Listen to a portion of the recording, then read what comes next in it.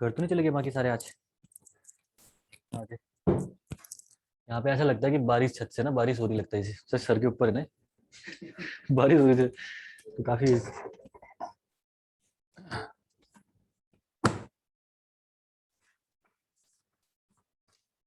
करते चीजें स्टार्ट यार हम लोग।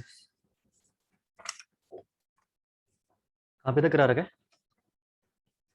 है इनका?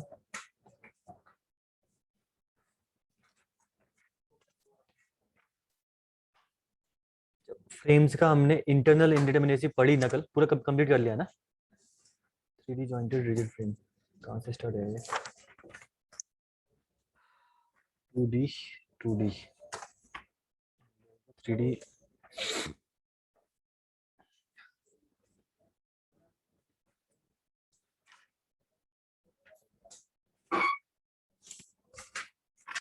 क्वेश्चंस करने आज आपको, और एक तरीका मैंने बताया था आपको कि टोटल निकालने का फ्रेम का अलग से बताऊंगा, है ना। ये चीज कल डिस्कस हुई थी शायद। बाकी इंटरनल तक कर रखा है ना, ठीक है। डीएसआई तक हमने कर लिया है, तो इसके लिए फॉर्मूला आपको पता ही है, निकाल के हमने डिराइव कर लिया है। बस ध्यान रखना, शॉर्ट नोट्स में आपके जो जो जैसे कॉन्सेप्चुअल चीजें हैं, तो कॉन्सेप्चुअल तो छोड़ो, इनके इनके बेस्ड मेन आपके फॉर्मूले आपके शॉर्ट नोट्स में जाने चाहिए सारे के सारे। ठीक है, 3C जो लिखा हुआ है, -RR लिखा हुआ है, ठीक है, ये सारे फॉर्मूले आपके अपने शॉर्ट नोट्स में जाने चाहिए, ताकि आने वाले टाइम पे आपको, अब फिर कॉन्सेप्ट पूरा लेके चलोगे तो दिक्कत आती है ना। तो ऐसा यूनिट बना के चलो इसको कि आने वाले टाइम पे आप डायरेक्टली बस क्वेश्चन देखो और आंसर निकाल के रख दो, आप चाहे पेन चलाने की जरूरत ना पड़े। इस टाइप से आप प्रिपरेशन रखो अपनी, ठीक है। तो डीएसआई कल हमने फ्रेम के बारे में डिस्कस किया, तो मैंने एक बताया था आपको कि एक तो आप क्या कर सकते हो, टोटल डीएस अगर आपको निकालना है, तो एक तो आप करो डीएसआई प्लस डीएसई कर दीजिए, उससे आपका निकल के आ जाएगा, ठीक है, कोई दिक्कत नहीं है उसमें। दूसरा आपको क्या करने को बोला मैंने आपको, कि एक फॉर्मूला बताऊंगा मैं जिसकी हेल्प से आप डीएस डायरेक्टली निकाल सकते हो। और डीएसआई का क्या था आपका, 3 × C, जहां पे सी क्या आपका, क्लोज्ड लूप को कट करने के लिए जितने आपके कट्स की रिक्वायरमेंट पड़ेगी, यानी क्लोज लूप को ओपन करने के लिए जितने कट की रिक्वायरमेंट पड़ेगी, ये था। ये भी क्वेश्चन करोगे तो, ये क्वेश्चन कल करवाया भी था मैंने आपको, ठीक है। बाकी इसके अलावा पढ़ते हैं हम लोग आगे, इससे आगे इंडिया आने वाले ये लोग और कोई। एक्चुअली क्या है ना, टॉपिक छूट जाएगा फिर फंसेंगे। घर कौन कौन जा रहा आजकल? आप कब? आज पढ़ने के बाद क्लास? अच्छा, तो कल अवेलेबल हो ना सभी लोग यहाँ पे? ठीक है, तो कल की क्लास रखेंगे कल, ठीक है ना। बाकी इसके अलावा परसों से छुट्टी है, फिर उसके बाद परसों से ऑफ कर देंगे, एक को है नहीं क्लास, मतलब परसों से ऑफ है। आप स्ट्रक्चर तो 8 ही का आना, फिर उसके बाद सीधे स्ट्रक्चर के लिए, और सब्जेक्ट का पता नहीं है, ठीक है, जो भी होगा। हाँ,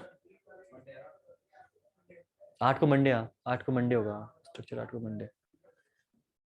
तो ठीक है, मतलब मंडे को अवेलेबल आप लोग नहीं होंगे ना एक को, तो ठीक है, एक की क्लास हम लोग हटा देंगे फिर उसके बाद, ठीक है। अभी शेड्यूल तो नहीं आया ना तुम लोगों का? अभी शेड्यूल नहीं आ रखा है ना इसमें? हाँ, तो शेड्यूल नहीं आया तो कोई दिक्कत नहीं। 2 से छुट्टी होगी ना, तो हाँ, एक की क्लास के बारे में नहीं बताया ना, तो कोई दिक्कत नहीं, वो मैं ऑफ करता हूँ फिर, ठीक है ना। कोई दिक्कत नहीं, तुम लोग वो कर लेना वो लोग अपना, क्योंकि अब फिर आधे बच्चे आएंगे आधे नहीं आएंगे, बाद में फिर फंसेंगे तो उसमें प्रॉब्लम आ जाती है, तो एक साथ ही फिर उसके बाद में स्टार्ट करेंगे। दूसरा सब्जेक्ट क्या है आपका अभी? बीएम ना? तो बीएम में भी ऑलमोस्ट सेम ही रहेगा। गेट वाले सर कह रहे थे आगे कि बच्चे कह रहे थे कि जाने वाले हैं हम, तो वहाँ भी ऑलमोस्ट आपका शेड्यूल सेम ही रहने वाला है, वो भी शायद 6 को, क्या मुश्किल ही है आना, क्या बताओ, वो भी 8 को ही आए सीधे आपका, ठीक है ना। दूर रहते हो आप लोग कहीं? उत्तराखंड के सारे नजदीकी होंगे ना, या कोई दूर दूर दूर दूर भी रहते हैं?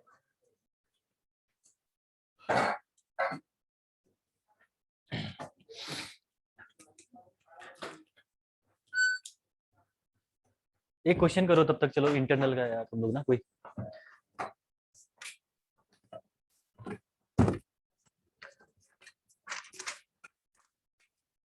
एक क्वेश्चन करो, ट्रस्ट का तो करवा दिया ना मैंने आपको कॉन्सेप्ट, तो ट्रस्ट का ही क्वेश्चन कर लो एक पहले।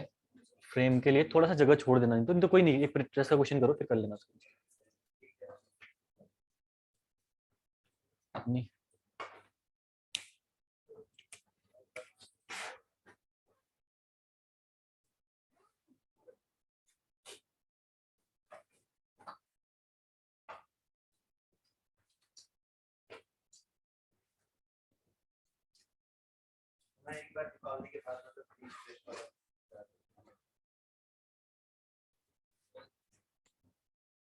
हाथ की कलाकारी फिर आ गई बोला, यहाँ पे आज रिक्वायरमेंट थी बोर्ड की, आज मिला ही नहीं। ये कोई ट्रस्ट है, इसका मुझे निकाल के बताइए आप क्या। स्टैटिक इंडिटरमिनेसी आप कैलकुलेट करके बताइए। 2D ट्रस है ये, ठीक है। स्टैटिक कैलकुलेट, स्टैटिक अपलोड हो रहे हैं ये वीडियो आपके? हुआ हुआ था, ओके। कैलकुलेट स्टैटिक इंडिटरमिनेसी, आप यहाँ पे स्टैटिक इंडिटरमिनेसी निकाल के बताइए इस ट्रस की मुझे, ठीक है। सिंपल सा क्वेश्चन है एक, और क्वेश्चन ऐसे ही बनेंगे आपके, डिफिकल्ट क्वेश्चन नहीं आएंगे एग्जाम में आपके, ठीक है।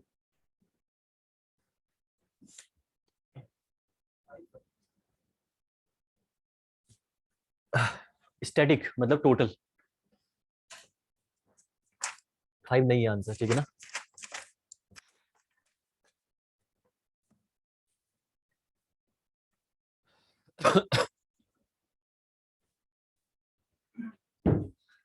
कितना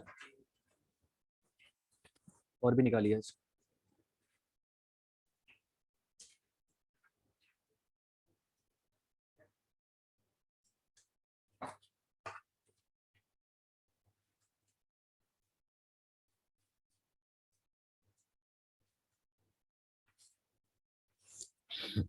इसको बंद कर दोगे? सफोकेशन होगी तो बताना, मैं खोल दूंगा इसको इंटरनेट। एक्सटर्नल फोर्सेस परेशान कर सकते हैं ना कोई, उसको हटा देता हूँ।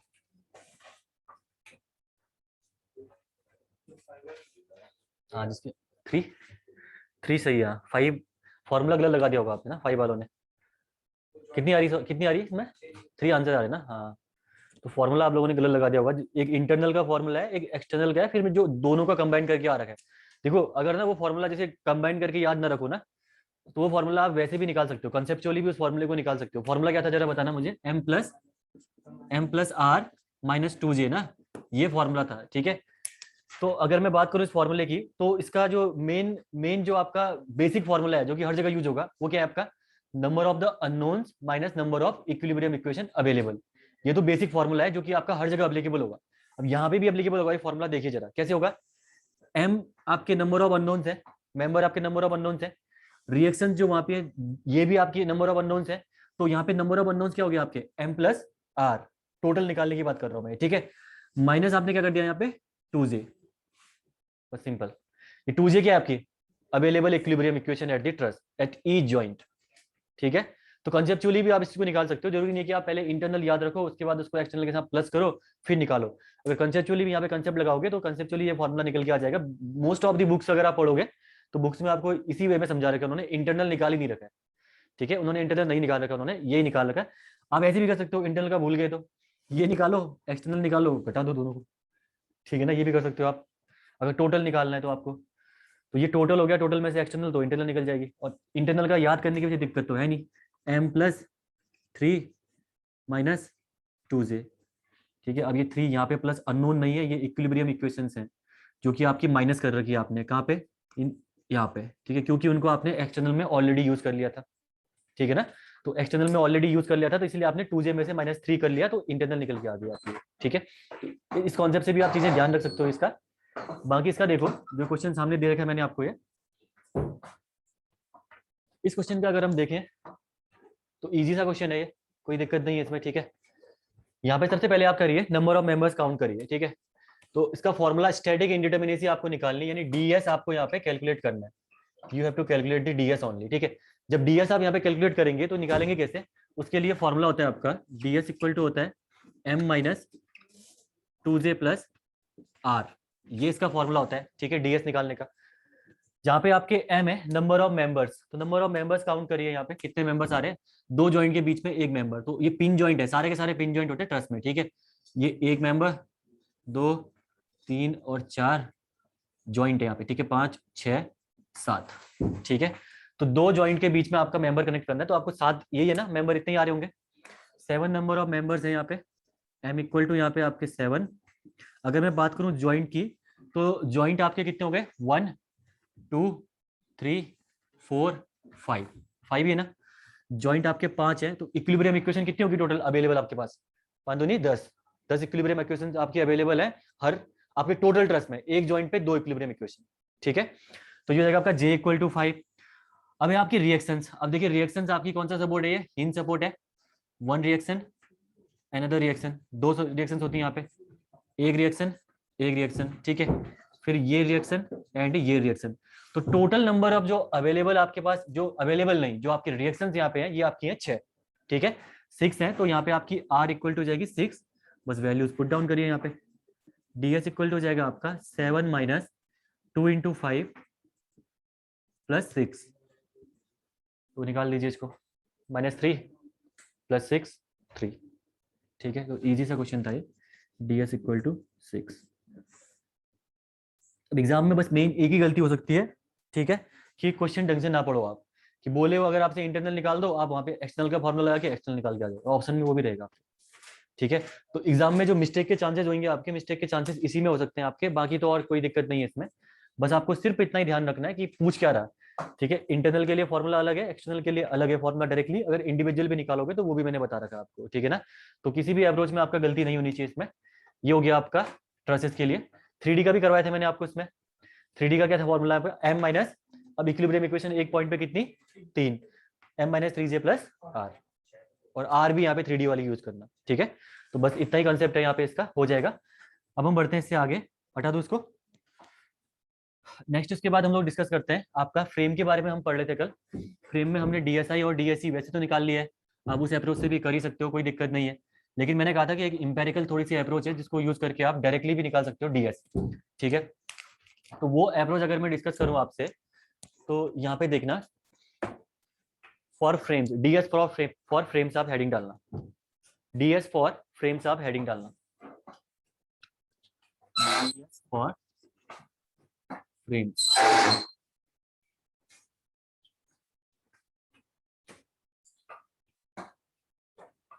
DS फॉर फ्रेम्स, ठीक है। तो DS फॉर फ्रेम्स में देखो, ऑब्वियसली बात है, टोटल DS इक्वल टू तो आपको पता ही है, that is DSE plus DSI, ये होता है टोटल आपका DS, ठीक है। इंडिविजुअली कल हमने ये भी निकाल लिया है और ये भी निकाल लिया इंडिविजुअली, ठीक है। इंडिविजुअल तो हमने निकाल चुके हैं, आंसर आपका उससे भी आ जाएगा।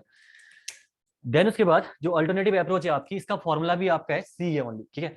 DS इक्वल टू होता है आपका, DS equal to 3 times of C, formula आपका एग्जैक्ट, आपका फॉर्मूला वही है जो आपने यहाँ पे यूज करना है, 3C माइनस RR। अगर आपका कोई जॉइंट लगा हुआ है, ठीक है, यानी अगर आपका कोई इंटरनल हिंज लगा हुआ है, तो उसके केस में आपका क्या हो जाएगा, ये 3C माइनस RR हो जाएगा। सेम फॉर्मूला है, फॉर्मूले में कोई चेंजेस नहीं आने, बस यहाँ पे जो ये C है, ये C आपका अलग है, where C equal to number of cut required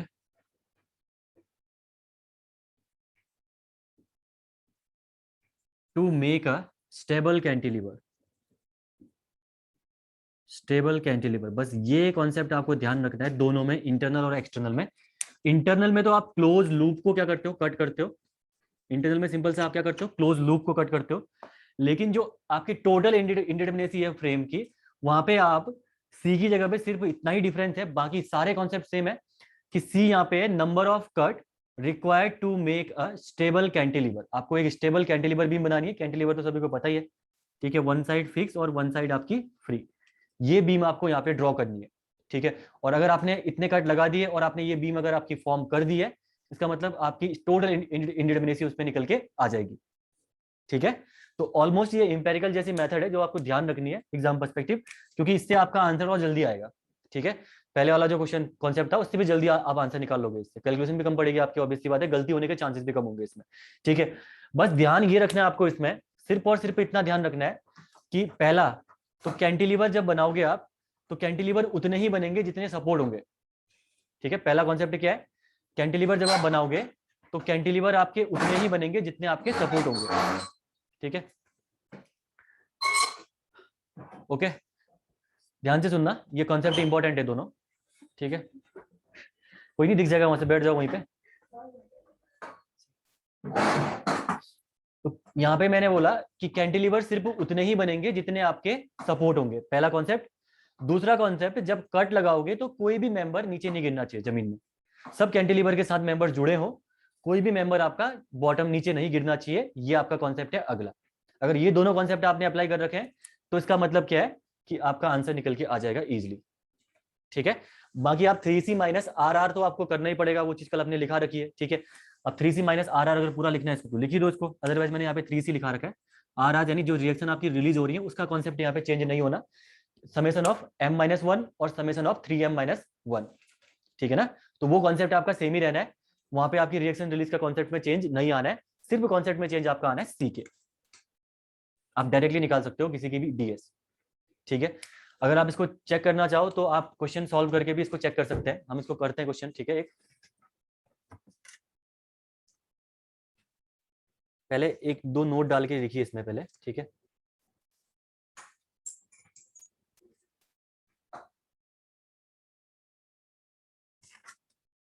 ठीक है, इसके नीचे नोट डालना, ये करने के बाद ये लिखो पहले, ये वाला बनाइए, इसके नीचे फिर नोट डालिएगा इसके बाद।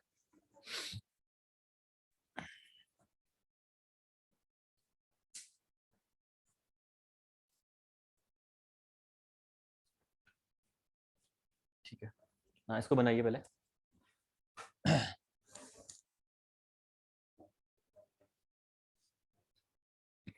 जगह ही नहीं होगी यहाँ पे, अच्छा हो जाए, एक यहाँ एक इधर ही बैठ जाओ, थोड़ा सा ना इसको आगे आगे को साइड कर लीजिए।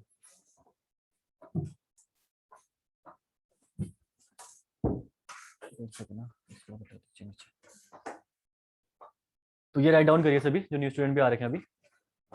एक मैंने ये फॉर्मूला बता रखा है, इसको फिर भी हम पढ़ लेंगे, अभी क्वेश्चन करने वाले हैं इस पे, डीएस फॉर फ्रेम्स डायरेक्टली निकालने के लिए।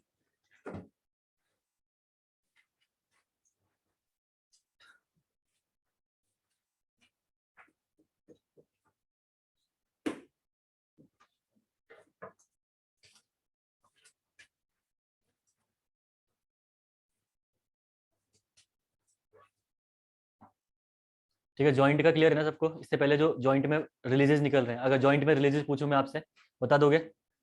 इंटरनल स्लाइडर में कितने रिलीजेस होते हैं? रिलीजेस मतलब कौन सी चीजें जीरो हो रही है वहां पे, रिलीजेस मतलब क्या है? जैसे अभी आपने क्या कर रखा है, उसको फिक्स कर रखा है आपने, उसको रिलीज कर दिया है, ठीक है। तो कितने हो गए? एक। इंटरनल स्लाइडर में एक है, कौन सा होता है? Yes, shear force equal to 0, ठीक है ना। तो एक रिलीज होती है आपका उसमें, ये चीज लिखाऊंगा मैं अभी आने वाले टाइम पे, लेकिन ध्यान होना चाहिए आपको एग्जाम पर्सपेक्टिव, ठीक है। वैसे ही आपका क्या था इंटरनल रोलर, इंटरनल रोलर में कितनी होती है? इंटरनल रोलर में आपकी दो होती है, एक तो मोमेंट जीरो हो जाता है वहां पे, एक हॉरिजॉन्टल डिस्प्लेसमेंट भी आपका वहां पे जीरो, तो दो आपकी रिलीज होती है यहाँ पे, आपका इंटरनल रोलर लगा हुआ, ठीक है। इसके अलावा और क्या पढ़ा था हमने वहां पे? इंटरनल लिंक, लिंक लिंक में only shear force and bending moment, yes, axial force he axial force present रहता है उसमें, ठीक है ना, मेंबर पे। तो ये रिलीजेस आपको ध्यान रखनी है, ठीक है। ये क्वेश्चन करा रखा, नॉर्मल सा क्वेश्चन है वो, आप इसको कर लीजिए फटाफट जल्दी से। इसके आगे फिर नीचे नोट डालिए, एक काम करिए नीचे नोट डालिए आप लोग, देन उसके बाद इसके आगे करना, ठीक है। तो मैंने बता ये रखा है कि ये ds इक्वल टू 3c होता है, formula minus R R same है, सी यहाँ पे चेंज, अगर ds आपको डायरेक्टली निकालना है फ्रेम का तो सी यहाँ पे number of cut required to make a stable cantilever, ठीक है। और मैंने आपसे बोला कैंटिलीवर बनाने में आपको एक तो जितने सपोर्ट होंगे उतने ही आपके कैंटिलीवर बनेंगे, दूसरा मैंने बोला कि कोई भी मेंबर आपका कट के जमीन में नहीं गिरना चाहिए, बस ये दोनों आपको चीजें फॉलो करनी है, ठीक है। नोट लगाइए इसके नीचे, आप इसके नीचे नोट लगाइए, ठीक है। और नोट लगा के लिखना इसमें, इसमें नोट लगा के लिखना, number of cantilevers equal to, number of cantilevers equal to,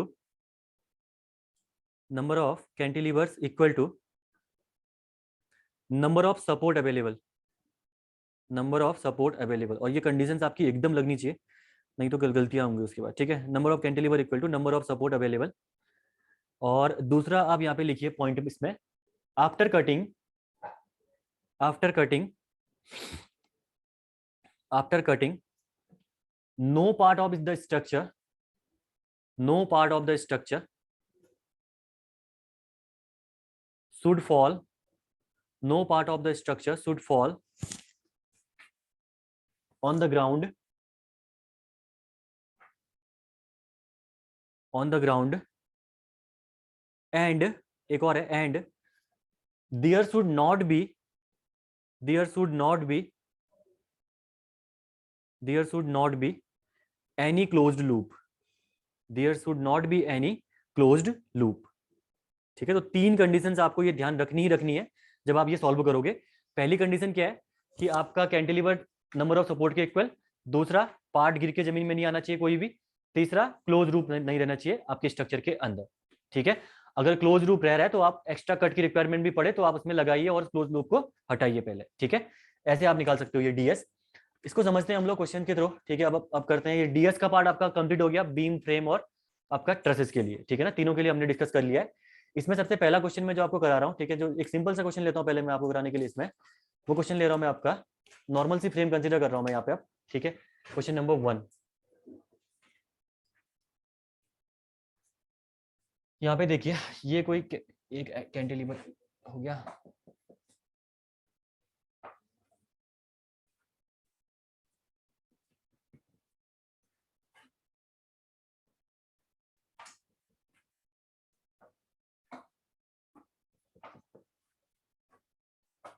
कहाँ घुस गया है? अच्छा बैग में। हाँ खोल दो इसको, एसी डाउन मतलब नीचे निकाल दोगे इसी को? हाँ सफोकेशन हो रही है ना, बस खोल अंदर खोल दो। एसी में कर दूंगा अभी, हाँ थोड़ी देर में, अगर नहीं झेल पाओगे तो। फैन खराब है ना ये फैन।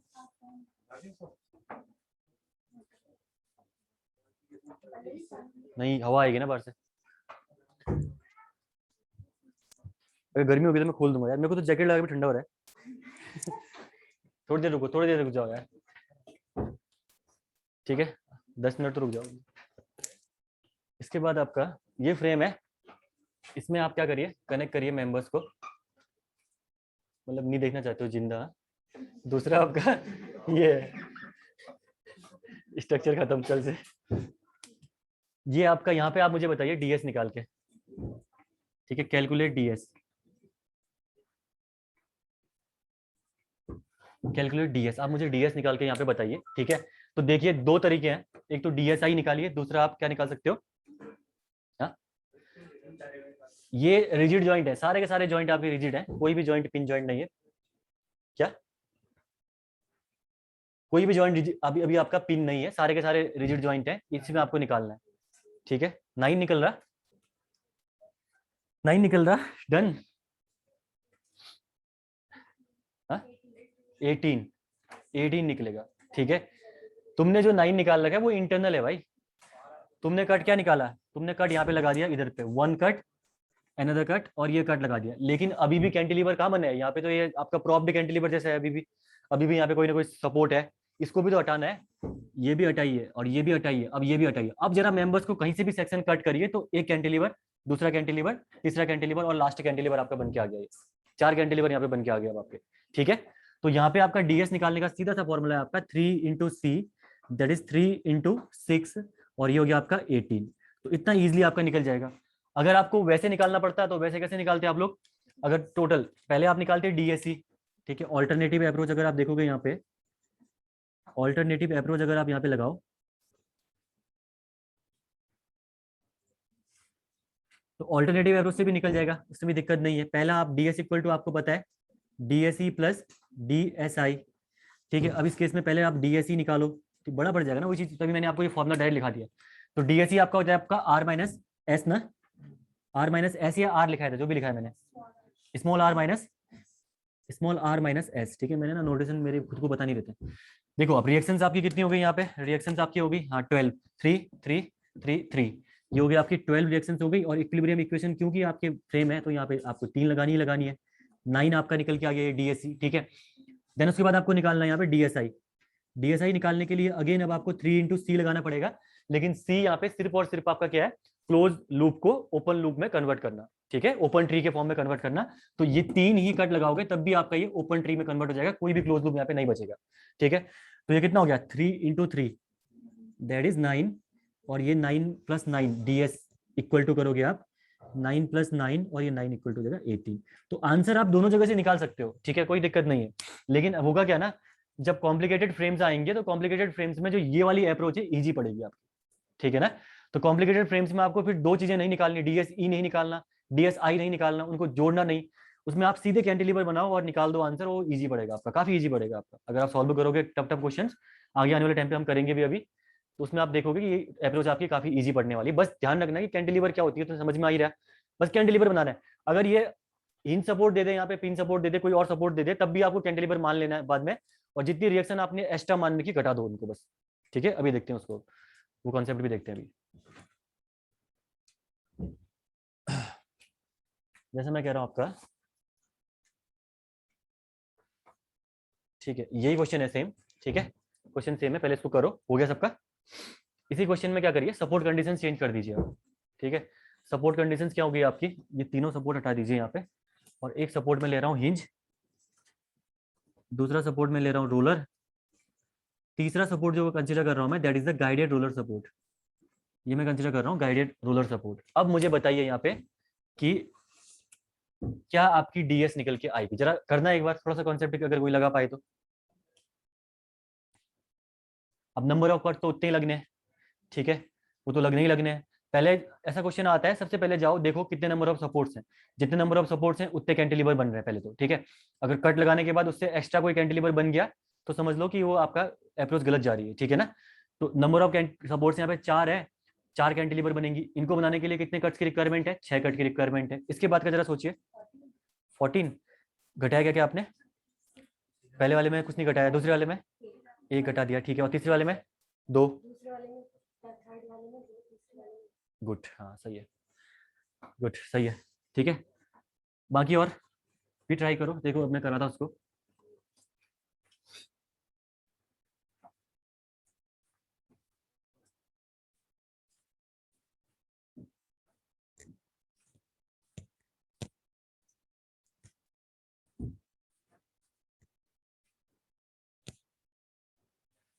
ठीक है, अब डीएस कैलकुलेट करना है आपको, तो कट तो आपने लगाई दी। ठीक है, 3 × C आपने कट।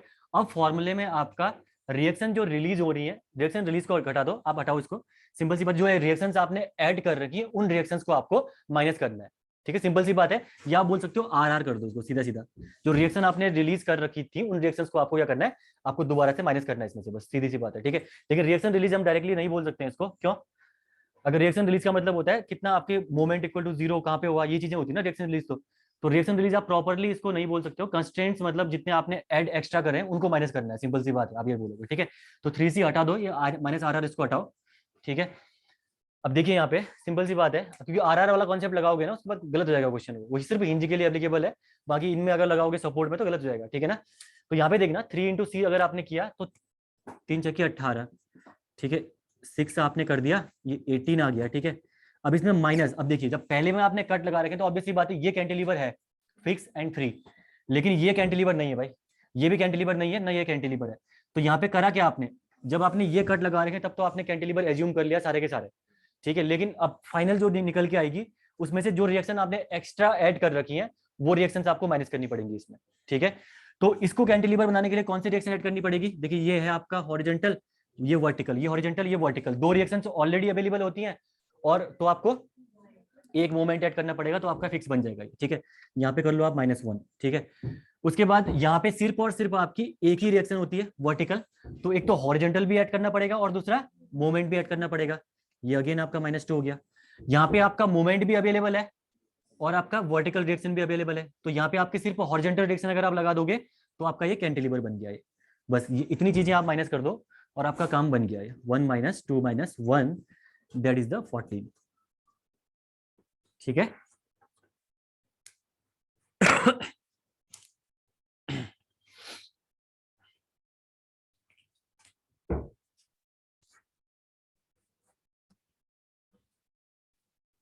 ठीक है, इसको अगर आपको फॉर्मूले को लिखना है इस केस में प्रॉपरली तो number of reactions unnecessarily added to make stable cantilever लिख सकते हो आप इसको फॉर्मूले को। ठीक है, ये फॉर्मूला बन जाएगा आपका 3C minus number of unnecessary reactions added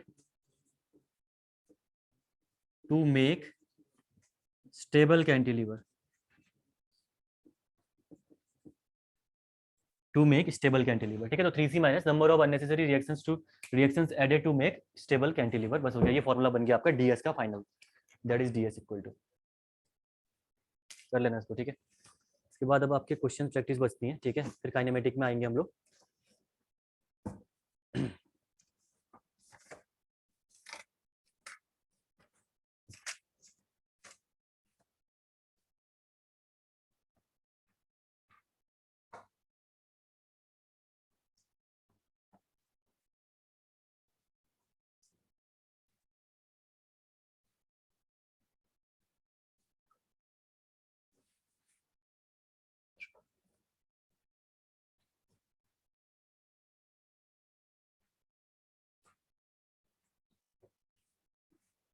हो गया ये?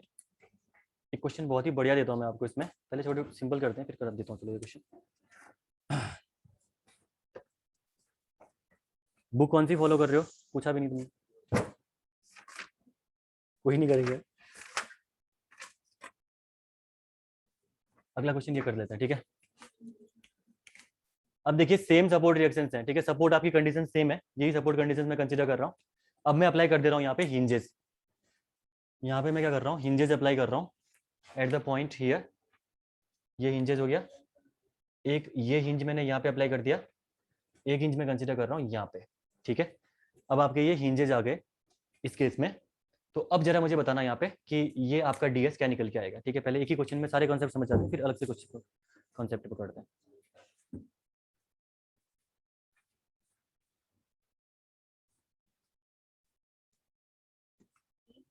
कितना?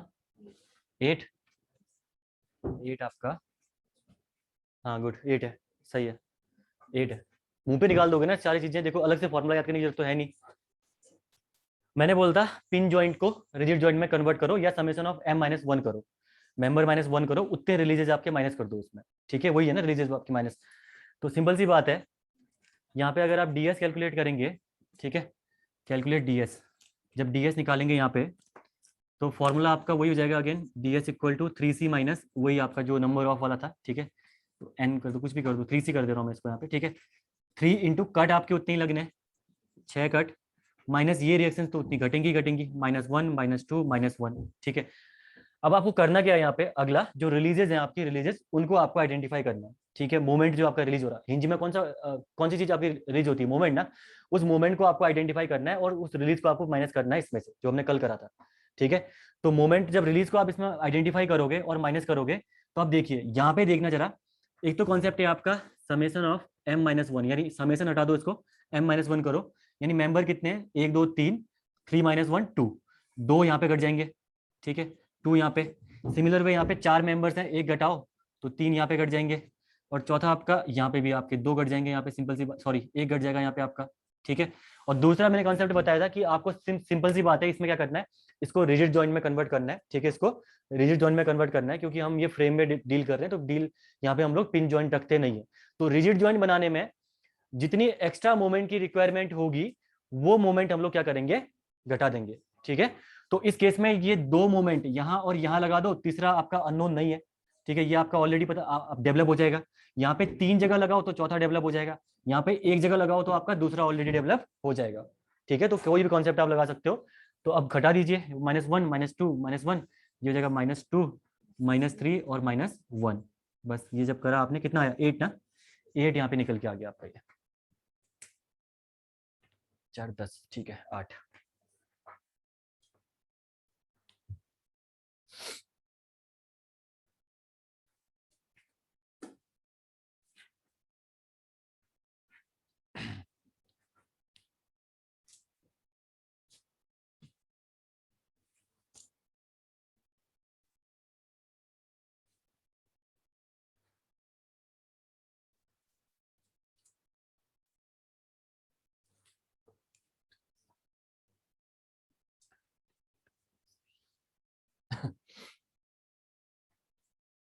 ठीक है,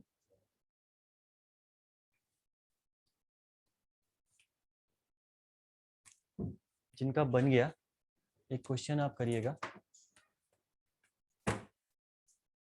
hinge and roller and internal hinge, okay.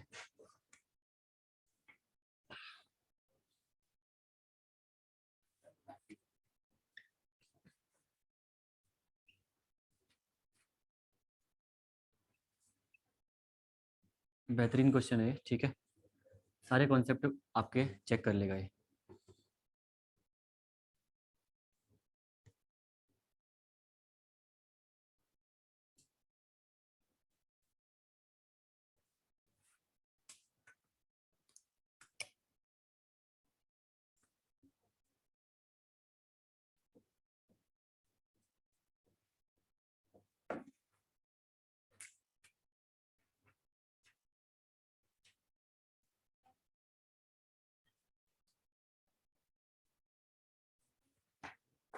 तीन, चार,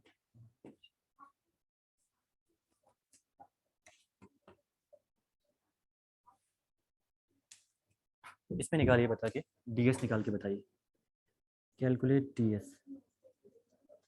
अब जरा बताना मुझे इसका आंसर, देखते हैं किसके कंसेप्ट कितने सही है।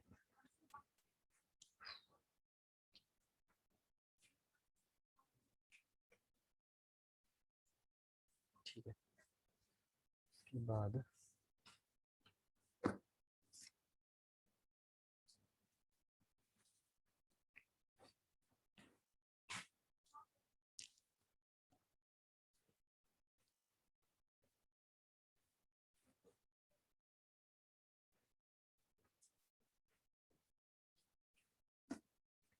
तो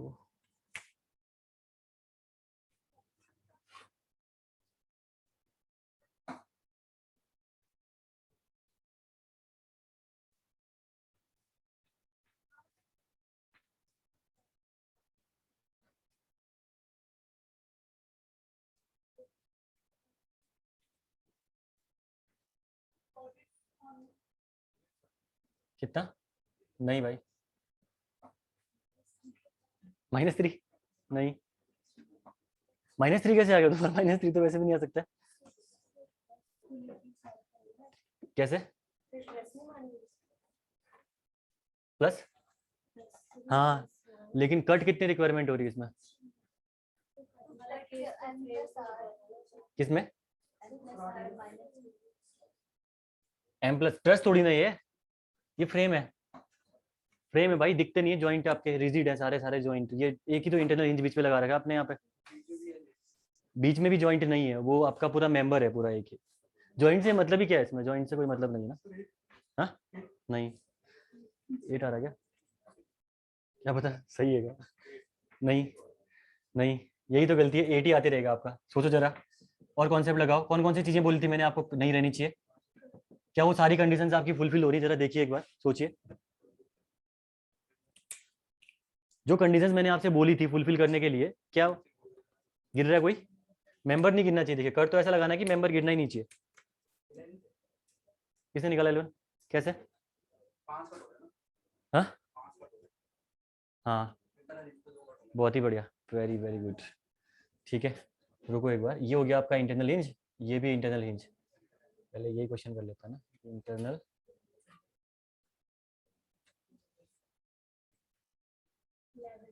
हाँ 11 है, जिनका 11 आ रहा बहुत बढ़िया, ठीक है ना, इंटरनल हिंज, यहाँ पे भी इंटरनल हिंज लगा रखा है, ठीक है, 2 बार लिख दिया, यहाँ पे देखिए, इस क्वेश्चन में बहुत ही अच्छा क्वेश्चन है ये, क्योंकि गलती हो सकती थी तो मैंने यहाँ पे कंसीडर किया इसे, ठीक है, यहाँ पे देखिए है क्या, आपको बनाना है number of cut required to make a stable cantilever, ठीक है, डीएस इक्वल टू आपको यहाँ पे लगाना है सीधे सीधे 3 और सी, ठीक है, तो देखिए 2 सपोर्ट हैं, 2 कैंटिलीवर बनेंगे, तो इसका मतलब देखिए इसको बनाना है, एक कट तो ये लग गया, एक कट तो ये लग गया, एक कट आपने यहाँ पे लगा दिया, अब आपने यहीं पे छोड़ दिया, गलती यहाँ पे होगी, आपने इतना नहीं देखा कि ये लगाने के बाद ये एक क्लोज लूप यहाँ पे बच गया, एक क्लोज लूप यहाँ पे बच गया, ये कौन कंसीडर करेगा, तो एक कट आपका आपका इस वाले लूप में लगेगा, एक कट आपका उस वाले लूप में, यानी हॉरिजॉन्टल आपके 2 कट लगेंगे यहाँ पे, ठीक है, तो मैं इसको यहाँ कंसीडर कर रहा हूँ, ठीक है, देखिए आपका क्या हो गया, ये और एक कट मैंने ये लगा दिया, एक कट मैंने यहाँ, ठीक है, हॉरिजॉन्टली ये कट होने के बाद आपका हॉरिजॉन्टली 2 आपके ये कट बचेंगे, जो आपको हॉरिजॉन्टली यहाँ पे लगाने पड़ेंगे, लेकिन मैं यहाँ पे दिखा नहीं पाऊंगा, तो मैंने यहाँ पे इधर लगा दिए कट ये, ठीक है, तो आप कितने नंबर ऑफ कट हो गए, 1 2 3 4 5, 5 नंबर ऑफ कट्स हो गए यहाँ पे आपके, 3 इंटू 5, ठीक है, माइनस, अब देखिए जो रिएक्शंस आपने ऐड कर रखी है अननेसेसरी, वो रिएक्शंस को आपको घटाना है, तो यहाँ पे आप घटाएंगे एक, है ना, एक रिएक्शन आपने ऐड कर रखी मोमेंट, और यहाँ पे आपने हॉरिजॉन्टल और मोमेंट 2 रिएक्शन, तो 2 यहाँ पे घटा दीजिए, तो ये कितना हो गया आपका -1 -2, तो कितना आ गया आपका, देखिए 15 और एक कितना हो गया ये, ओ सॉरी हिंज भी तो है, मतलब आंसर गलत कैसे आ गया, हाँ हिंज में आपका कितना माइनस, एक ही ना, एक माइनस होगा हिंज में, क्योंकि आपका एक मोमेंट लगाओगे तब भी सफिशियंट है वो, ठीक है, -1, तो ये आ गया आपका 11,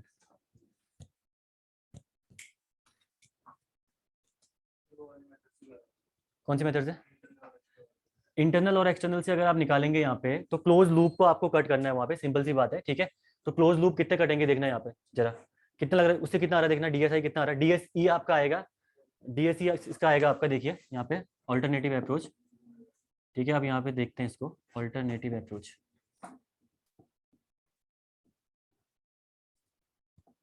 यहाँ पे आ जाएगा आपका DSE, ये आ जाएगा आपका कितना R माइनस आर ना, R minus S, R minus S, 3 minus 3 0 ना, नहीं यहाँ पे इंटरनल हिंज भी तो लगा रखा है, इंटरनल हिंज भी तो है ना, तो वो हाँ उसके लिए एक मोमेंट आपने अलग से कंसिडर करोगे ना, -1 आएगा ये, ठीक है। तो आपने ये कंसिडर नहीं किया होगा, तभी गलती आ रही होगी यहाँ पे। जो इंटरनल हिंज है, इंटरनल हिंज भी तो एक मोमेंट, एक आपका summation of m equal to 0, एक इक्विलिब्रियम कंडीशन देता है ना ये इंटरनल हिंज भी। तो आपका क्या हो गया, 3 माइनस 4 यहाँ पे हो गई अभी, तो ये जगह आपका -1, इतना आपका आ गया DSE यहाँ पे, ये गलतियां हो रही होंगी, ठीक है। अब कट लगाइए किसमें, इंटरनल में ऐड, आप एक्सटर्नल में पहले आप इसको निकालिए, उसमें तो आपको जस्ट उसको क्या करना है, उसमें DSI में आपको क्या करना है, रिएक्शन जो आपकी रिलीज हो रही है वो अलग है ना DSI निकालते टाइम पे, उसमें देखते हैं अभी एक बार, करते हैं पहले यहाँ पे, ठीक है। स्टेप बाय क्वेश्चन, यहाँ पे देखना जरा, अगर मैं यहाँ से निकालूं इसको, ठीक है, कितने कट लगाएंगे आप यहाँ पे, कट की रिक्वायरमेंट कितनी, 1 2 3, नहीं एक लूप, ये कट नहीं होगा, ठीक है, ये हटा दो, ये वाला कट नहीं होगा, इसमें हमें ट्रांसफॉर्म करना है इसे, ठीक है। तो एक कट ये हो गया आपका, ठीक है, दूसरा कट ये हो गया, तीसरा कट ये, चौथा कट ये, 4 कट यहाँ पे लग गए ना। तो यहाँ पे आपका आ जाएगा DSI इक्वल टू हो जाएगा आपका 3 इंटू सी, तो ये जगह पर 3 इंटू 4 ना, 12 आपका यहाँ पे आ गया। अगर मैं माइनस करूँ यहाँ पे रिएक्शन रिलीज को, तो आंसर गलत आएगा, अगर दोनों जगह ऐड होके ओवरलैप हो रहा होगा तो ना, ठीक है। तो ये कितना हो जाएगा आपका, ये 1 ना, 1 यानी 11, तो ये आपका नहीं ऐड होगा इसमें, ठीक है। तो एक ही ऐड होगा यहाँ पे, या तो आप वहां यूज करो या यहाँ यूज करो, ठीक है। अगर अलग अलग पूछ दिया आपसे, तो उस टाइम पे आपको इसको ऐड करना पड़ेगा उस टाइम पे, ठीक है। एक्सटर्नल रिएक्शंस में उसके बाद summation of moment equal to 0 आपको कंसीडर करना पड़ेगा ना तब टाइम पे। अगर आपको वैसे भी अलग अलग पूछेगा ही नहीं, DSE आपसे कभी नहीं पूछ सकता इसकी वैसे भी ठीक है। अगर पूछ दिया तब भी तो आपको यहाँ पे ऐड करना पड़ेगा, अदरवाइज इंटरनल में कंसीडर कर लो या एक्सटर्नल में कर लो, एक ही जगह कंसीडर करोगे टोटल निकालते टाइम पे, ठीक है ना। तो ये वाले कंडीशन हटा दो, तो टोटल जो आपका निकल गया ये आ गया आपका 11। तभी मैंने बोलता ना वो कॉम्प्लिकेटेड बैठेगी आपकी ये वाली मेथड। ऑल्टरनेटिव अप्रोच आपकी मैंने तभी बोलती सिंपल है और आपको दिक्कत नहीं आएगी इसमें। ये ऑल्टरनेटिव में आपको इन्हीं चीजों में घूमते रहोगे, परेशान हो जाओगे लास्ट में, ठीक है। अभी तो आपका एक मोमेंट है, कहीं पे आपके 3-4 इंजेस लगा देगा, ठीक है, साथ में कोई और रिलीज लगा देगा, सीयर रिलीज लगा दिया उसने एक्सियल फोर्स के लिए, अगर इंटरनल रोलर लगा दिया, फिर फंस जाओगे उस टाइम पे ना। तो ये ऐसे करना आपको इसको डील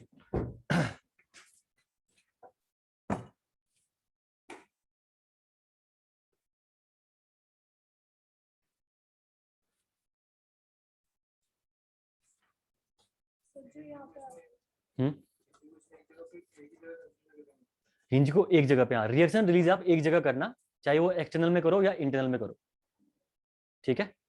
तो जो आपकी रिएक्शन है, अगर एक्सटर्नल में करनी है तो कर लो, तो इंटरनल में कर लो। वैसे इंटरनल में हमने कर रखी तो वहीं आप रिलीज करके चलना इसको, ठीक है।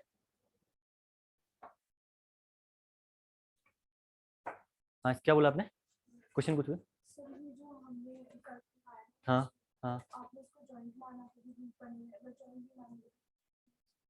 हाँ, वैसे जॉइंट है, रिजिड जॉइंट है, तभी मैंने कट लगा रखा है इसको, ये ठीक है ना। ये जॉइंट है यहाँ पे आपका, सेंटर में रिजिड जॉइंट है, सेंटर में रिजिड जॉइंट है। नहीं तो अगर आपका एक बार कट लग गया तो इसका मतलब क्या है, अगर आपने लूप नहीं माना तो एक बार अगर यहाँ पे कट किया तो ठीक है, ये मेंबर निकल के बाहर आ गया, अगला कट किया तो दूसरा मेंबर निकल के बाहर आ जाएगा वो, ठीक है ना। हाँ तो रिजिड जॉइंट है वो कंसिडर कर रखा है, ठीक है ना। तो ये हो गया आपका पॉइंट। अगला ये करना सॉल्व।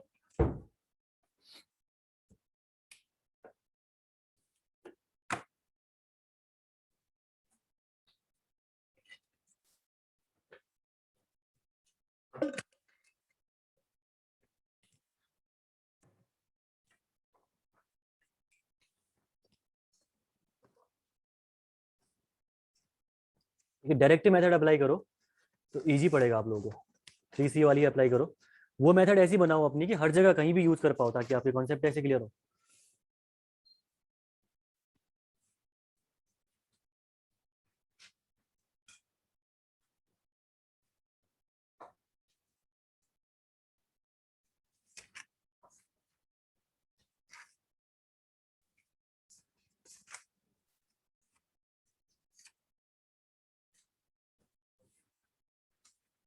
हाँ 14 इंटरनल जो ये वाला कॉन्सेप्ट है ना, कभी भी ध्यान रखना, रिएक्शन रिलीज आप सिर्फ और सिर्फ इंटरनल में ही करना, एक्सटर्नल में करोगे कंफ्यूज जाओगे, ठीक है ना। तो इंटरनल में रिएक्शन रिलीज करो और काम करते हुए। बीम के केस में आपको एक्सटर्नल में करने की रिक्वायरमेंट इसलिए पड़ती है क्योंकि वहाँ पे इंटरनल होती ही नहीं है, ठीक है। तो यहाँ पे आप सिर्फ एक्सटर्नल में क्या करो, रिएक्शन रिलीज करो और सीधे निकाल दो इसका आंसर, ठीक है। सॉरी, इंटरनल में कितना आ रहा है आपका? हाँ सही है, बन गया आपका भी। अगला वाला क्वेश्चन देखिए, सिंपल सा क्वेश्चन है, कोई डिफिकल्ट नहीं है अगला भी,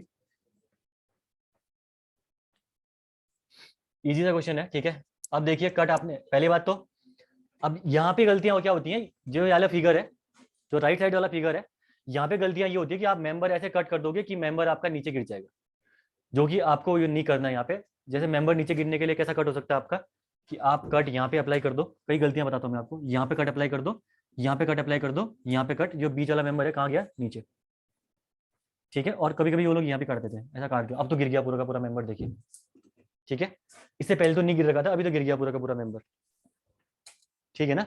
तो कभी भी कट आपको ऐसे अप्लाई करने हैं, कि कट आपको ऐसे अप्लाई करने हैं तो कि मेंबर आपका कोई भी ना गिरे, ठीक है। पहली बात तो मेंबर गिरना नहीं चाहिए कभी भी।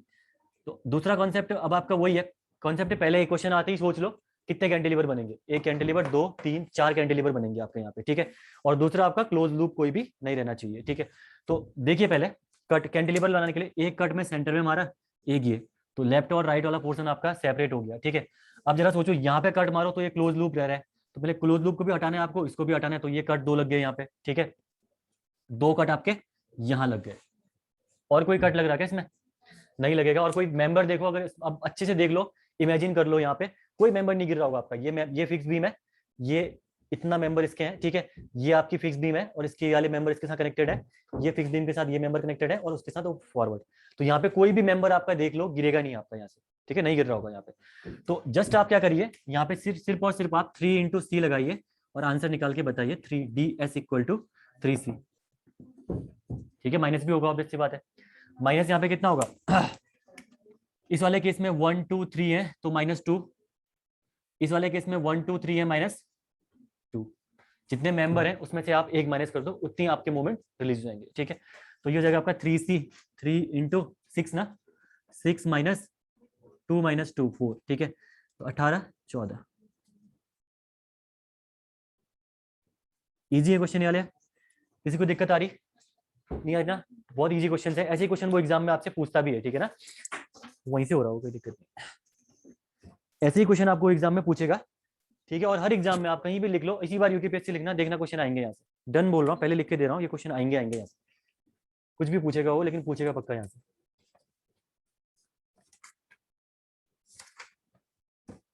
इसके बाद एक दो क्वेश्चन और करते हैं, ठीक है।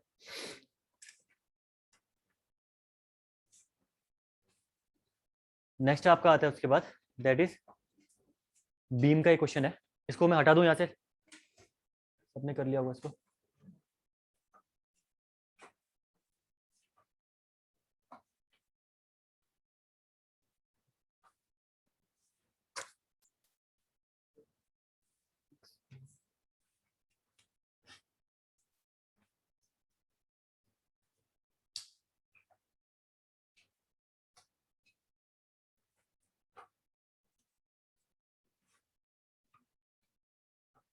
बीम है, सपोर्ट आपका रोलर, रोलर एंड हिंज, यहाँ पे रोलर लगा रखा है इन्होंने, यहाँ पे भी रोलर लगा, यहाँ पे इन्होंने हिंज लगा रखा है, पिन और एक पिन, ठीक है। पिन और ये पिन हो गया आपका। इस केस में आपसे ये पूछ रहा, ये तो इजी सा क्वेश्चन हो गया आपका, ये आपसे पूछ रहा स्टैटिक इनडिटरमिनेसी ऑफ द बीम पूछ रहा है, तो इजी हो गया तो काफी।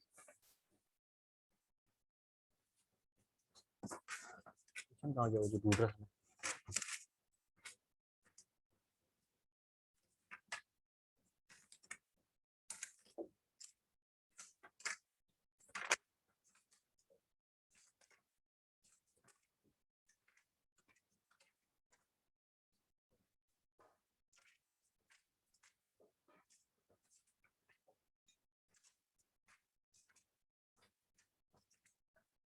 एक क्वेश्चन ये भी करा दूंगा, ठीक है, ये वाला हो गया।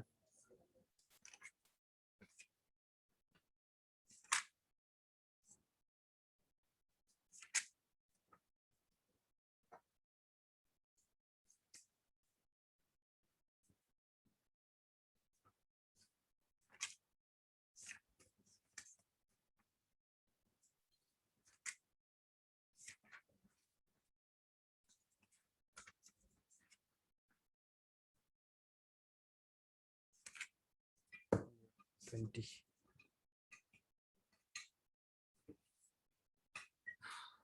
ठीक है।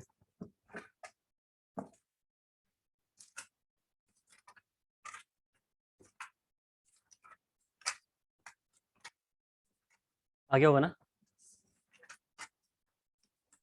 ये तो इजी सा क्वेश्चन बैठ गया आपके हाथ में। जो क्वेश्चन टूटा था मुझे लगा ये वाला क्वेश्चन हो गया। इजी है तो कितना निकला? ds इक्वल टू होता है आपका r माइनस एस। ठीक है, सिंपल सा फॉर्मूला है यहाँ पे r माइनस एस। तो ठीक है, रिएक्शंस काउंट कर लीजिए, यहाँ पे हर जगह रिएक्शन देख लीजिए। यहाँ पे रिएक्शन आपकी वर्टिकल, हॉरिजॉन्टल एंड मूवमेंट। ठीक है, ओनली वर्टिकल रिएक्शन, यहाँ पे ओनली वर्टिकल रिएक्शन, यहाँ पे only vertical and horizontal reaction. इतनी तो रिएक्शन अवेलेबल है आपकी यहाँ पे। ठीक है, जो आपकी अवेलेबल इक्वेशन है। और दो पिन आपने लगा रखे हैं, तो अब ऐसी बात है, summation of movement equal to zero, summation of movement equal to zero. दो इक्विलिब्रियम कंडीशन आप एक्स्ट्रा ऐड कर सकते हो यहाँ पे। तो बस हो गया ये आपका r इक्वल टू जगह पे 3, तो 5 और एक 6, 6 7 है क्या?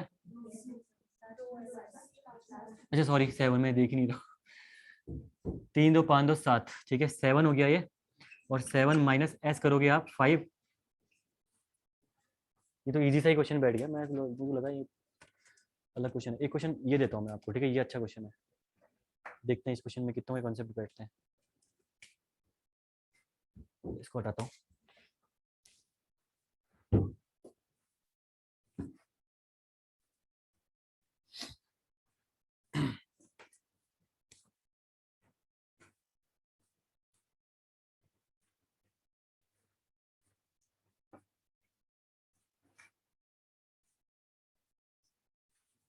क्या है? 16 में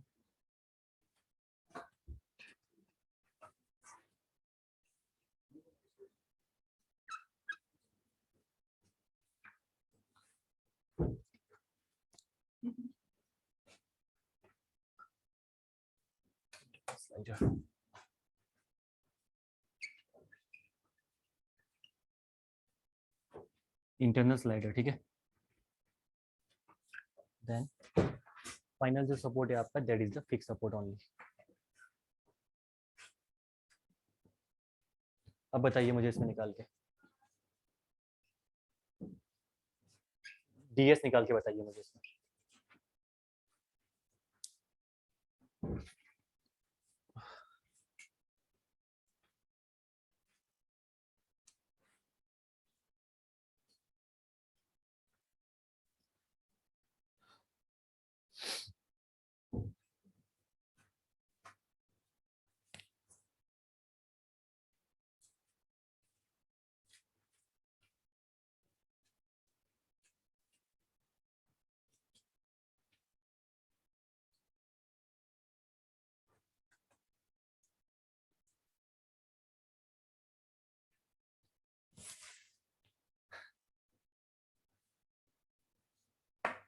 बन गया? कितना? 5? नहीं नहीं नहीं, सबका जी 4 5 तो आएगा ही नहीं ना। 3 इक्विलिब्रियम इक्वेशन तो आपके ऑलरेडी घटेंगी घटेंगी। तो अरे ये जॉइंट को तुमने सपोर्ट कंडीशन मान के घटा दिया, उसमें घटे। जॉइंट है भाई ये जॉइंट है। जैसे इंटरनल हिंज वहां पे लगा रखा है, वही तो चीजें हैं ये जो जॉइंट है, ये कौन सा जॉइंट है? ये जॉइंट है आपका इंटरनल रोलर जॉइंट। ठीक है, उसको मैंने वहां पे ये करके समझाया था, तो मैं जो लिख देता हूँ इसको यार, लो इंटरनल रोलर। मुझे लगा पता होगा तुम्हें। ठीक है, ये आपका इंटरनल क्या है? ये स्लाइडर, इंटरनल स्लाइडर है। तुमने सपोर्ट मान लिया इसको। वाह,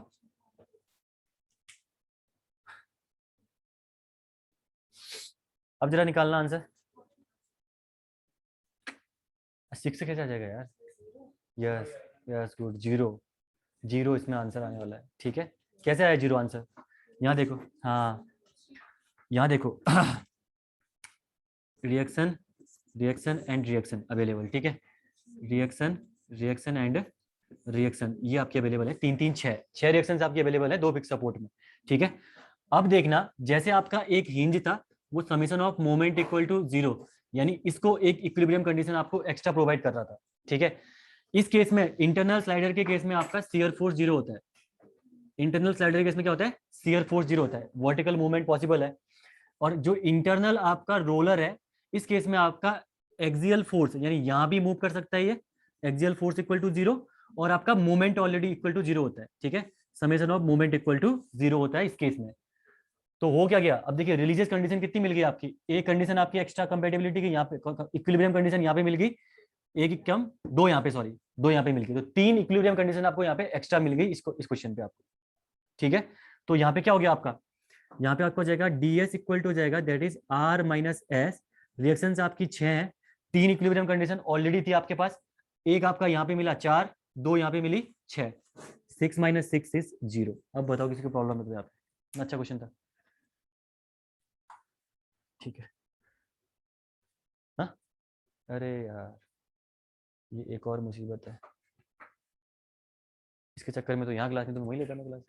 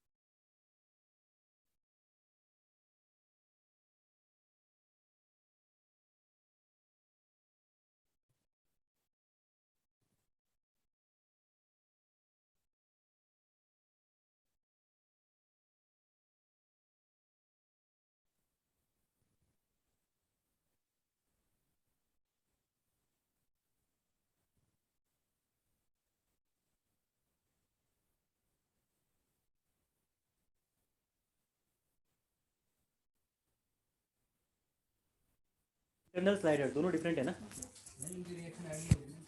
इसमें नहीं, इंटरनल जॉइंट्स पे ऐड नहीं होंगे इनके रिएक्शंस, ठीक है ना। सो रिएक्शंस आप क्या निकाल रहे हो, it is only deal with the, अच्छे से याद करो जो मैंने पढ़ा रखा है कॉन्सेप्ट, आप डेफिनेशन ही अगर भूल जाओगे तो फिर नहीं बनेगा ना, अब जस्ट डेफिनेशन को याद करोगे तो मैंने क्या बोलता है, जो आपका डिटर्मिनेसी होगी आपकी एक्सटर्नल, जो आपकी बीम के लिए होगी, इंटरनल तो होती नहीं है बीम के लिए, बीम के लिए आपका एक्सटर्नल इंडिटर्मिनेसी ही आपकी इंटरनल है, तो यहाँ पे और एक्सटर्नल इंडिटर्मिनेसी आप किसके यहाँ डील करती है, सिर्फ और सिर्फ सपोर्ट रिएक्शंस के साथ, इंटरनल जॉइंट के रिएक्शन रिएक्शन तो यहाँ भी होंगी, ऑब्वियस सी बात है, ठीक है ना। तो कॉन्सेप्ट आपका सेम लगता है हर जगह, only deals with the external support reactions, जो आपकी सपोर्ट है यहाँ पे वही सपोर्ट, और सपोर्ट और जॉइंट के बीच में डिफरेंस आप देख सकते हो जो मैंने करा रखा है पीछे के टॉपिक, ठीक है, उनके बेस पे।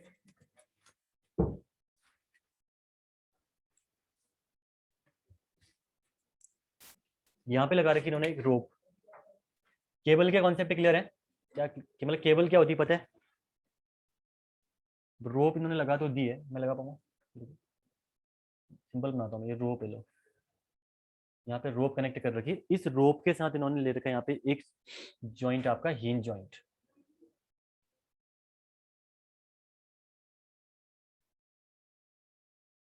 ये रोप है, ठीक है। इसके अलावा यहाँ पे लगा रखा है इन्होंने इंटरनल रोलर, सपोर्ट है ये, ठीक है ना, सपोर्ट और जॉइंट के बीच में डिफरेंस देख लो, तरीका क्या शो कर रखा है मैंने इसको, ठीक है। ये हो गया इंटरनल रोलर, सॉरी सपोर्ट है ये आपका, और इसके अलावा अगला आपका यहाँ पे हो जाएगा दैट इज इंटरनल हिंज, यहाँ पे इसने अप्लाई कर रखा है इधर पे,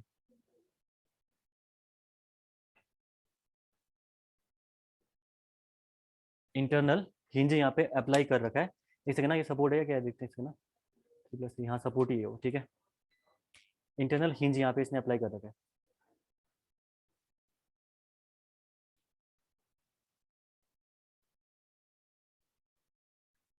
इसकी डीएस निकाल के बताइए जरा मुझे अब,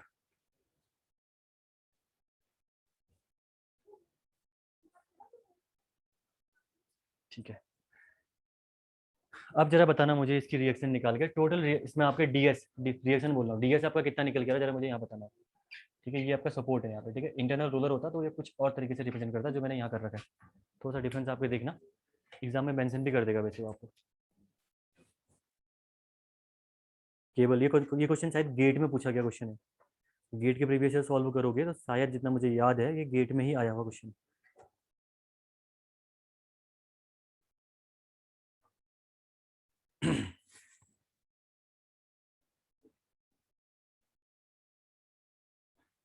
ठीक है, वो ऊपर हिंज नहीं है जहाँ पे मैंने रोप लगा रखी है ना, वो रोप को कनेक्ट करने के लिए कुछ मेंबर वहाँ पे कनेक्ट कर रखा है। हिंज मत सोचना उसको, हाँ ये हिंज नहीं है, ये हिंज नहीं है, ये मत सोचना हिंज है।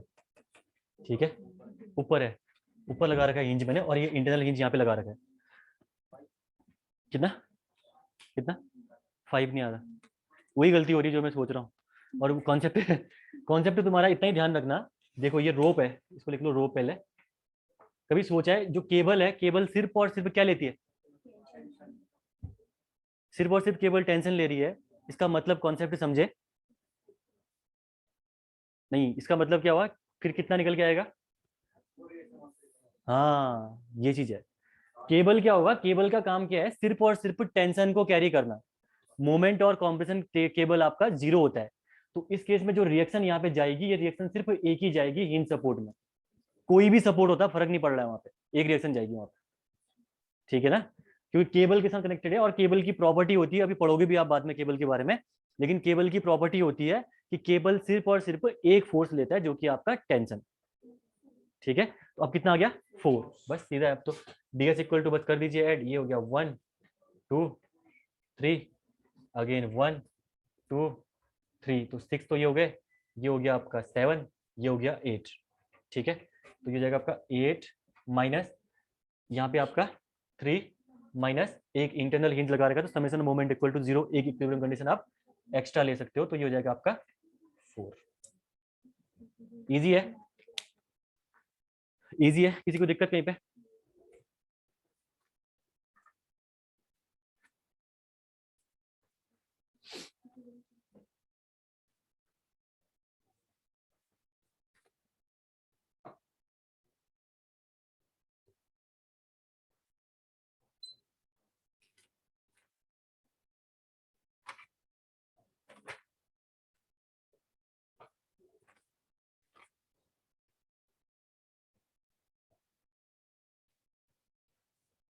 एक क्वेश्चन और कर लो, इसको पहले कर लीजिए फिर हटाता हूँ उसको।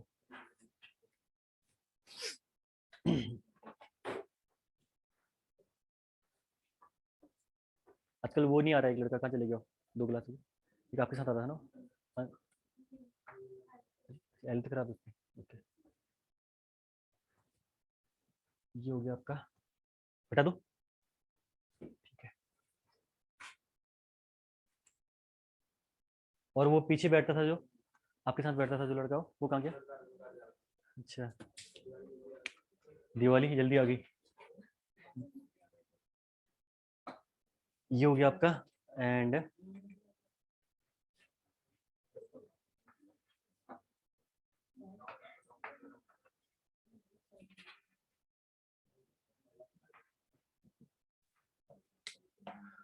सॉरी एक सेकेंड, सपोर्ट यहाँ पे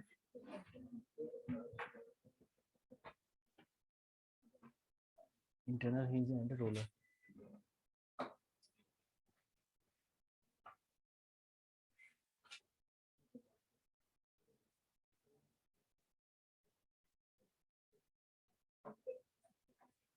अब बताओ इसका आंसर, इसके अलावा कौन सा क्वेश्चन बचा? बाकी तो और बना ही लोगे, ट्रसेस में मेंबर आ ही गए तो मेंबर गिनने तो आते ही नहीं, दिक्कत नहीं होता।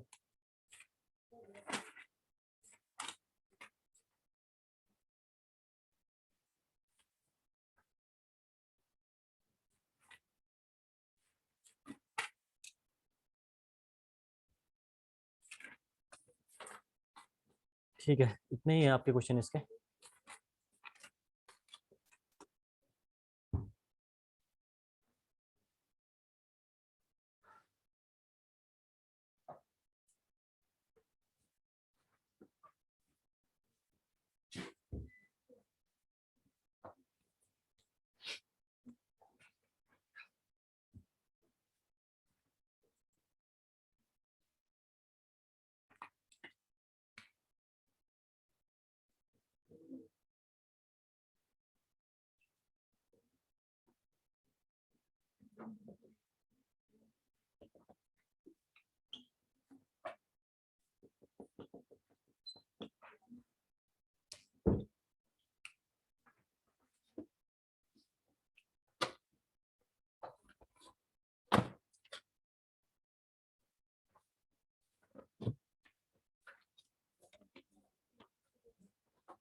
कितना रहा आंसर? सबका आ गया होगा ना? इजी है, कोई रहा इसका नहीं आया? यहाँ देखो, अब कट लगाने आपको सिंपल सी बात है। तो 4 कैंटिलीवर पॉसिबल है, 4 सपोर्ट है, 4 कैंटिलीवर पॉसिबल है। तो एक कट तो आप लगा दीजिए यहाँ पे, एक कट लगा दीजिए यहाँ पे, एक कट यहाँ ना, कहाँ लगाऊं फिर? कहाँ पे लगाऊं बताओ कट? 2 ही कट लग रहे हैं, 3 कट तो लगेंगे ना। एक कट कहाँ पे लगाऊं बताओ?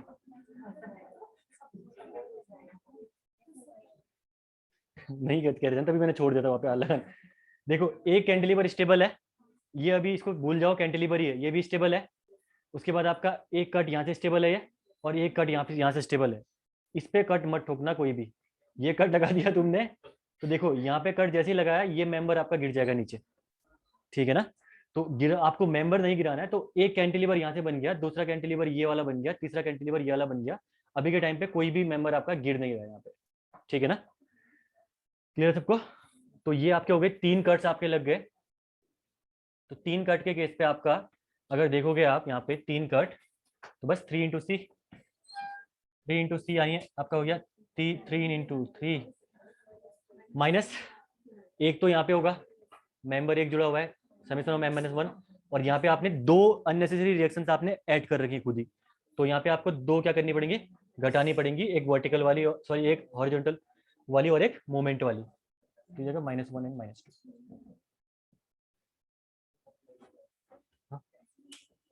कैसे? D S equal to R minus, नहीं देखो आर माइनस एस किया आपने, और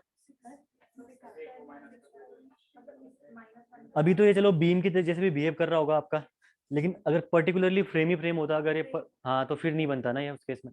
अब ये फ्रेम है, कोई कोई आंसर ऐसे मैच कर जाएंगे, लेकिन हर आंसर नहीं करेगा। पीछे वाले क्वेश्चन में निकालो एक बार, देखो नहीं बनेंगे वहाँ, बिल्कुल ही नहीं आएंगे वैसे। इस वो तो किस में? हाँ क्लोज लूप नहीं लगा तो कट नहीं लगा, तो आपका आंसर सेम आ जाएगा। हाँ अगर क्लोज लूप नहीं है, अगर आपने क्लोज लूप अगर हटाना नहीं फिर भी देखो पीछे एक बार देखो, इसमें आंसर सेम आ रहा है ऑलमोस्ट। नहीं वैसे नहीं आएगा इसमें, हर किसी में आंसर सेम नहीं आएगा, ध्यान रखना, गलती हो जाएगी वहीं पे। ये कोइंसिडेंटली आंसर आपके डीएस के सेम आ रहे होंगे, एक्सटर्नल की और इंटरनल की सेम करके।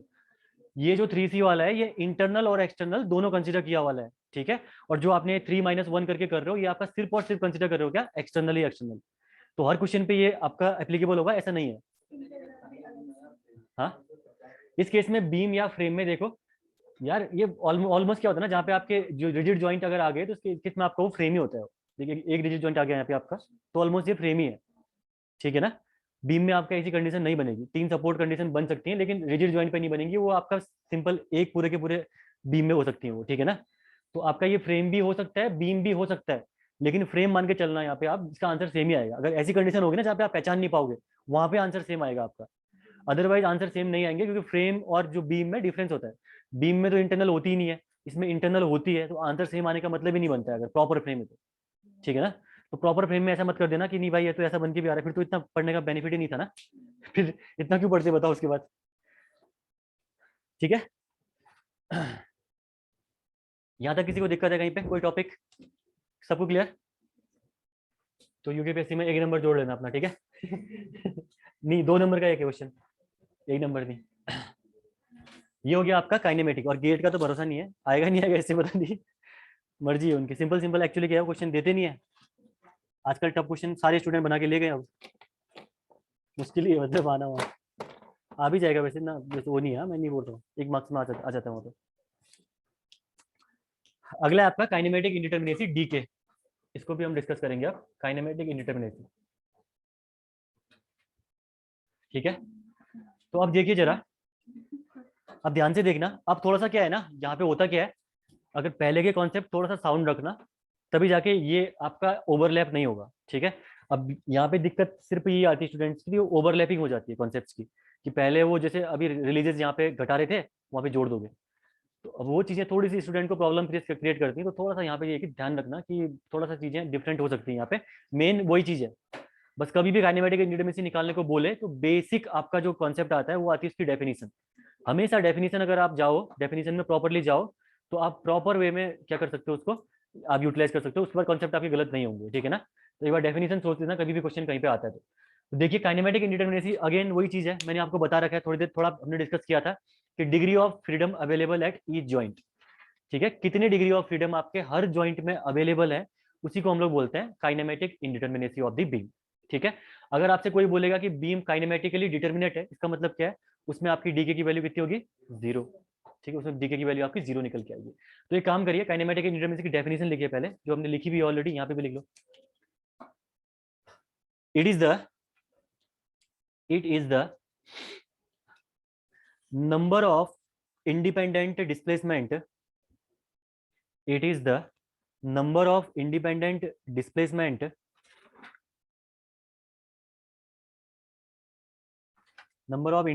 displacement at all joint in a structure, at all joint in a structure, at all joint in a structure, then full stop करके लिखिएगा। डिस्प्लेसमेंट इंक्लूड्स, ठीक है, डिस्प्लेसमेंट इंक्लूड्स कौन कौन सी चीजें, डिफ्लेक्शन एंड स्लोप। ठीक है, displacement includes slope and deflections, slope and deflections. और एक और पॉइंट लिखिए फुल स्टॉप करके इसके आगे, displacement are counted only at the joint, displacement are counted only at the joint, at the joint।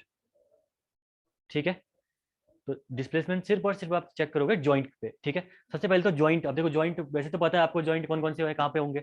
एक दो आपके एक्सेप्शन है जो कि आपके जॉइंट होते हैं। पहला आपका जो जॉइंट हम कंसिडर करेंगे, इसमें नोट डालना, नोट में देखना, जैसे ये कैंटिलीवर है, ठीक है, ये कैंटिलीवर में आपका ये फ्री एंड है, तो ध्यान रखना कोई भी जो फ्री एंड होगा वो ऑलवेज एक जॉइंट आपका कंसीडर किया जाएगा। रीजन इसका अगर मैं बताऊं आपको, तो क्रॉस सेक्शन एरिया देखिए यहाँ से चेंज होकर आपका यहाँ पे 0 तक जा रहा है। ठीक है, तो इसी वजह से आपका जो जॉइंट है, सॉरी जो फ्री एंड है, वो आपका always treated as a one joint. ठीक है, तो यहाँ पे लिख दीजिए आप, free end always treated as joint as a joint। ठीक है, because cross sectional area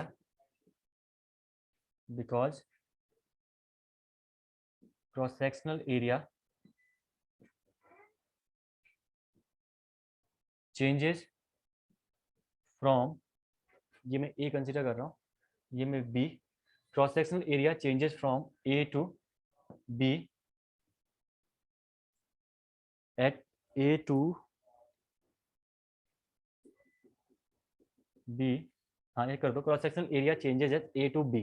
ठीक है, B पे आपका ब्रैकेट में ना 0 क्रॉस सेक्शनल एरिया यहाँ पे कंसिडर होगा। ठीक है, ये हो गया आपका B पे, फ्री एंड पे क्रॉस सेक्शनल एरिया आपका 0 रहेगा। ठीक है, तो free end always treated as a joint because cross sectional area changes from A to B, और B पे आपका क्रॉस सेक्शनल एरिया 0 होगा। ठीक है, उसके बाद दूसरा आपका आता है जिसमें आपको दिक्कत आ सकती है, हमेशा ध्यान रखना कभी भी अगर कोई कर्व्ड मेंबर, अगर कोई भी कर्व्ड मेंबर किसी एक स्टेट मेंबर के साथ कनेक्ट हो रहा है, तो उस पॉइंट पे वो आपका ज्वाइंट कहलाएगा। ठीक है, जैसे दूसरा पॉइंट में आपका ये कोई आपका फिक्स्ड बीम है, ठीक है, इसमें आपने क्या कर रखा है, एक कर्व मेंबर को कनेक्ट कर रखा है, ये आपका कर्व मेंबर है जो आपने इसमें कनेक्ट कर रखा है। ठीक है, तो ये कर्व्ड मेंबर जहां पे भी कनेक्ट होगा वो आपका एक कहलाएगा ज्वाइंट।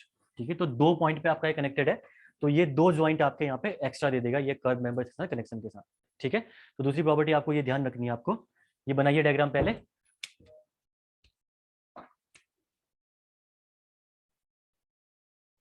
ठीक है, curve member meeting at a joint, meeting at a straight member, इसके आगे लिखना। ठीक है, डायग्राम बना के, curved member meets straight member, curved member meets straight member, so it is treated as a joint, so it is treated as a joint। ठीक है,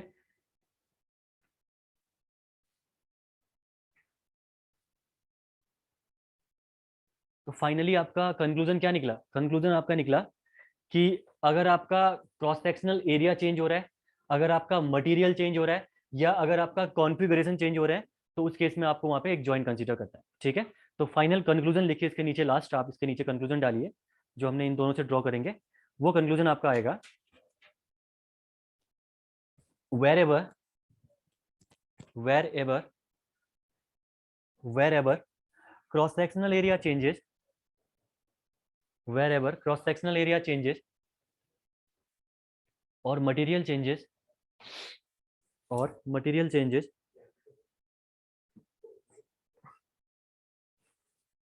or configuration changes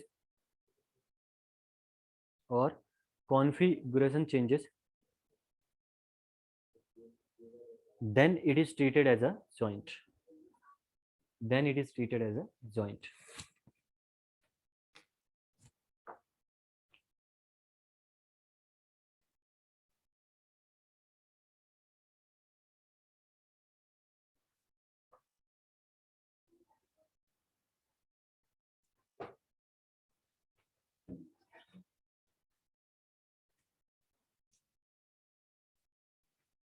ठीक है, हटा दो इसको।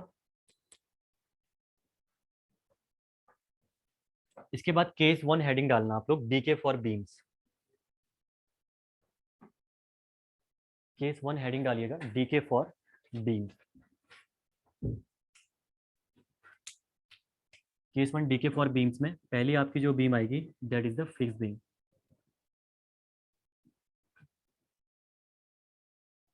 ठीक है, बीम्स के लिए बहुत ही इजी है, ज़्यादा डिफिकल्टी नहीं है बीम में भी। ठीक है, और ट्रस में एक कॉन्सेप्ट ध्यान रखना है, ट्रस के लिए भी बन जाएगा आपका बीम्स के लिए। ठीक है, देखिए बीम में तो मैं डायरेक्टली आपको कैलकुलेट करना सिखा रहा हूँ। ट्रस में मैं आपको दो वे बताऊंगा, एक तो आप डायरेक्टली कैलकुलेट कर लो, ठीक है, कि आप इतना इतना इसमें आ रहा है, इतना इसमें आ रहा है। एक मैं फॉर्मुला डिराइव कराऊंगा। फॉर्मुला उनके लिए जैसे आप लोग कभी कन्वेंशनल का एग्जाम देने लिखो जाओगे, या कई लोग सिस्टमेटिक तरीके से पढ़ने की आदत होती है कि उनको जस्ट सिस्टमेटिक वे ही समझ में आता है, तो आप वो फॉर्मुला यूज कर सकते हो। अदरवाइज आप बिना फॉर्मूले के भी, अगर मैं जस्ट बीम का बता दूं उसके बाद 2-3 कॉन्सेप्ट समझा दूं, तो बिना फॉर्मूले के भी आप निकाल ले जाओगे सारे के सारे। फॉर्मूले की रिक्वायरमेंट नहीं पड़ती इसमें, ठीक है, एज सच। लेकिन फॉर्मूला आपका अगर कन्वेंशनल में कभी एग्जाम में आ गया, एसएससी जेई निकाल दिया आपने, ईएससी कभी कोई एग्जाम, तो कन्वेंशनल में आपका वहाँ पे फिर प्रॉपर वे में करना पड़ेगा। यानी वो फ्रेम बना दिया, 3 यहाँ पे 3 यहाँ पे 3 यहाँ पे लिख के आपने सच सीधे कर दिया, वो गलती हो जाएगी। वो आंसर मतलब देगा तो नंबर, लेकिन उतने नहीं देगा आपको, फुल मार्क्स नहीं देगा उस केस में। ठीक है, तो ये हो गया आपका पहला, आपका है फिक्स बीम के केस में। अगर मैं बात करूं फिक्स बीम, तो फिक्स बीम में देखिए, अब देखिए काइनेमेटिक इंडिटरमिनेसी मतलब है नंबर ऑफ इंडिपेंडेंट डिस्प्लेसमेंट। तो ऑब्वियसली बात है, ये तो हम पहले ही पढ़ चुके हैं कि डेल्टा एक्स इक्वल टू भी जीरो होता है, डेल्टा वाई इक्वल टू भी जीरो होता है। ठीक है, यहाँ पे काम करिए ए और बी ना, इसको मैं करता हूँ delta A X equal to zero, delta B Y equal to zero, A Y equal to zero, sorry क्या कर रहा हूँ। और तीसरा क्या होगा आपका, slope equal to at A equal to zero. ठीक है, क्योंकि फिक्स बीम में आपकी 3 के 3 रिएक्शंस अवेलेबल होती हैं, तो कोई भी स्लोप या आपका डिफ्लेक्शन वहां पे अलाउड होता ही नहीं है। पहली ही क्लास है, अब आप रिलेट कर पा रहे होंगे वहां से कि इनका यूज आपका यहाँ रहने वाला है। ठीक है, तो इंडिपेंडेंट डिस्प्लेसमेंट ए पे zero, in similar way delta B X zero, delta B Y zero, और थीटा एट बी जीरो। तो आपका जो डीके की वैल्यू होगी, ये डीके की वैल्यू यहाँ पे जीरो रहने वाली है। तो आप बोल सकते हो, कभी एग्जाम में बोले आपसे कि फिक्स्ड बीम इज काइनेमेटिकली डिटरमिनेट, सही है स्टेटमेंट। ठीक है, तो यहाँ पे लिख सकते हो आप fixed beam is always, fixed beam is always kinematically determinate, kinematically determinate. ठीक है, तो fixed beam is always, always करना उसको, ऑलवे हो गया शायद, ऑलवेज काइनेमेटिकली डिटरमिनेट। ठीक है, इसका मैंने का मतलब क्या है कि यहाँ पे कोई भी डिस्प्लेसमेंट आपका अवेलेबल है ही नहीं। ठीक है, कोई भी फोर्स आ जाए, कुछ भी आ जाए, यहाँ पे डिस्प्लेसमेंट अवेलेबल है ही नहीं, ये आपका कॉन्सेप्ट है इसके पीछे। ठीक है, उसके बाद सेकंड बीम में कंसीडर कर रहा हूँ, कैंटिलीवर बीम कंसीडर कर रहा हूँ। ठीक है, दूसरी बीम जो आने वाली है आपकी that is the cantilever beam.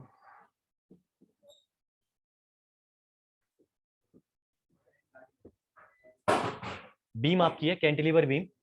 अब इसमें समझते हैं, इसमें अगर आपसे बोले कि डीके निकाल के बताइए कैंटिलीवर बीम, वन एंड अब आपका फ्री है, कोई भी जनरल लोडिंग आपने यहाँ पे अप्लाई कर रखी है, दैट लोड विल बी, यहाँ पे भी जनरल लोड अप्लाई कर लेना आप लोग यहाँ पे कोई। ठीक है, ये पी अमाउंट में आपने यहाँ पे लोड अप्लाई कर रखा है, सिमिलर वे यहाँ पे भी मैं कोई ना कोई जनरल एक लोड अप्लाई कर रहा हूँ, दैट इज पी अमाउंट पे। ठीक है, तो अंडर द पी लोड आपने पढ़ा कि फिक्स्ड बीम आपका काइनेमेटिकली डिटर्मिनेट है। अब देखते हैं कैंटिलीवर बीम में इसका इफेक्ट क्या पड़ता है। ठीक है, तो सबसे पहली बात तो कॉन्सेप्ट तो वही ध्यान रखना है आपको कि पहला कि जो आपका डीके होगा वो आपका कहाँ पे आप कैलकुलेट करोगे, जॉइंट पे। कहाँ पे कैलकुलेट करोगे, जॉइंट पे। तो नंबर ऑफ जॉइंट देखना मत भूलना कभी भी। ठीक है, तो कितने नंबर ऑफ जॉइंट है यहाँ पे, 2 नंबर ऑफ जॉइंट है यहाँ पे। इन दोनों पे आप चेक करोगे पहले, तो ये जाएगा आपका delta A X equal to 0, delta A Y equal to 0 और slope at A equal to 0। इतना तो आपका हो गया, ये आपको पता है। ठीक है, अब जरा देखना बी पे इसका इफेक्ट क्या पड़ने वाला है। ठीक है, बी पे देखिए, अगर आप ये बीम की वजह से डिफ्लेक्शन अगर करेगा तो जो इसका डिफ्लेक्टेड शेप आपका बन के आएगा, ये डिफ्लेक्टेड शेप आपका बीम का कुछ ऐसा जाएगा इस केस में। ठीक है, बीम का डिफ्लेक्टेड शेप आपका इस केस में इस टाइप से कुछ जाने वाला है। ठीक है, तो इसमें देखो जरा, इसमें होता क्या है, यहाँ पे 3 के 3 डिस्प्लेसमेंट आपके यहाँ पे पॉसिबल है इस लोड की वजह से। ठीक है, जब बीम आपकी डिफ्लेक्ट होगी तो 3 के 3 पॉसिबल आपके पॉसिबल है। पहला, आपकी ये बीम फॉरवर्ड आगे डायरेक्शन पे भी मूव कर सकती है, क्योंकि आपको पता है ना यहाँ पे मोमेंट भी आपका क्या होगा, 0 रहेगा इस पॉइंट पे। ठीक है, एंड पॉइंट पे मतलब मोमेंट आपका समेशन ऑफ मोमेंट आपका यहाँ पे क्या होगा, हाँ ऑब्वियसली बात है ना, लास्ट वाले पॉइंट आपका फ्री पॉइंट है। इस पॉइंट पे आपका जो जो भी आपकी रिएक्शंस हैं वो कोई भी डेवलप नहीं होंगी, इसका रिएक्शन आपकी कोई भी डेवलप नहीं होंगी फ्री एंड पे। ठीक है, 3 के 3 रिएक्शन आपकी डेवलप नहीं होंगी, तो ऑब्वियसली बात है डिस्प्लेसमेंट रोकने के लिए कुछ है ही नहीं यहाँ पे, तो डिस्प्लेसमेंट आपका यहाँ पे पॉसिबल है ही है, होगा ही होगा। तो पहला आपका डेल्टा एक्स आपका ये पॉसिबल डिफ्लेक्शन हो गया। दूसरा आपका देखिए ये बीम में आपका डेल्टा वाई जब लोडिंग की वजह से डिफ्लेक्शन आया। और तीसरा आपका यहाँ पे अगर स्लोप को देखोगे आप यहाँ पे, तो कोई भी टेंजेंट यहाँ पे आप डाल दीजिए कहीं पे आप इसमें टेंजेंट ड्रॉ करिए।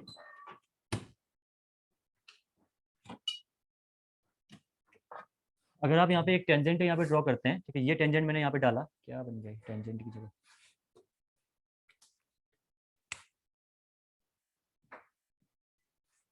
ठीक है, तो अगर आपने टेंजेंट यहाँ पे ड्रॉ कर दिया कोई, ठीक है, ये टेंजेंट ड्रॉ कर दिया, तो इसके रिस्पेक्ट में आपका एक एंगल स्लोप यहाँ पे भी अकर करेगा।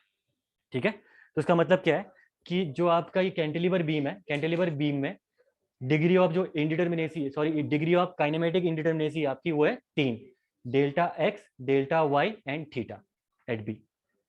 ठीक है, तो यहाँ पे जो डीके की वैल्यू होगी, that DK will be here 3, that is theta B, theta B करना है इसको। ठीक है, ये भी बी आपका, कंफ्यूज मत होना कभी, थीटा बी, बी पे थीटा तो फिर हाँ ठीक है जो भी है, थीटा बी, ये जगह आपका डेल्टा एक्स और ये जगह डेल्टा वाई।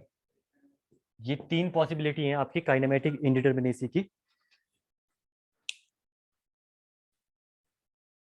ठीक है, तो डी के यहाँ पे आ गया 3 आ गया। ये पहला केस है, ये केस आपका है when all members are extensible. 2 cases बनते हैं अब आपके, अब यहाँ से ध्यान रखना है कंसेप्ट आपको। ठीक है, ये केस बनता है आपका when all members are extensible, bracket में लिखना व्हेन ऑल मेंबर्स आर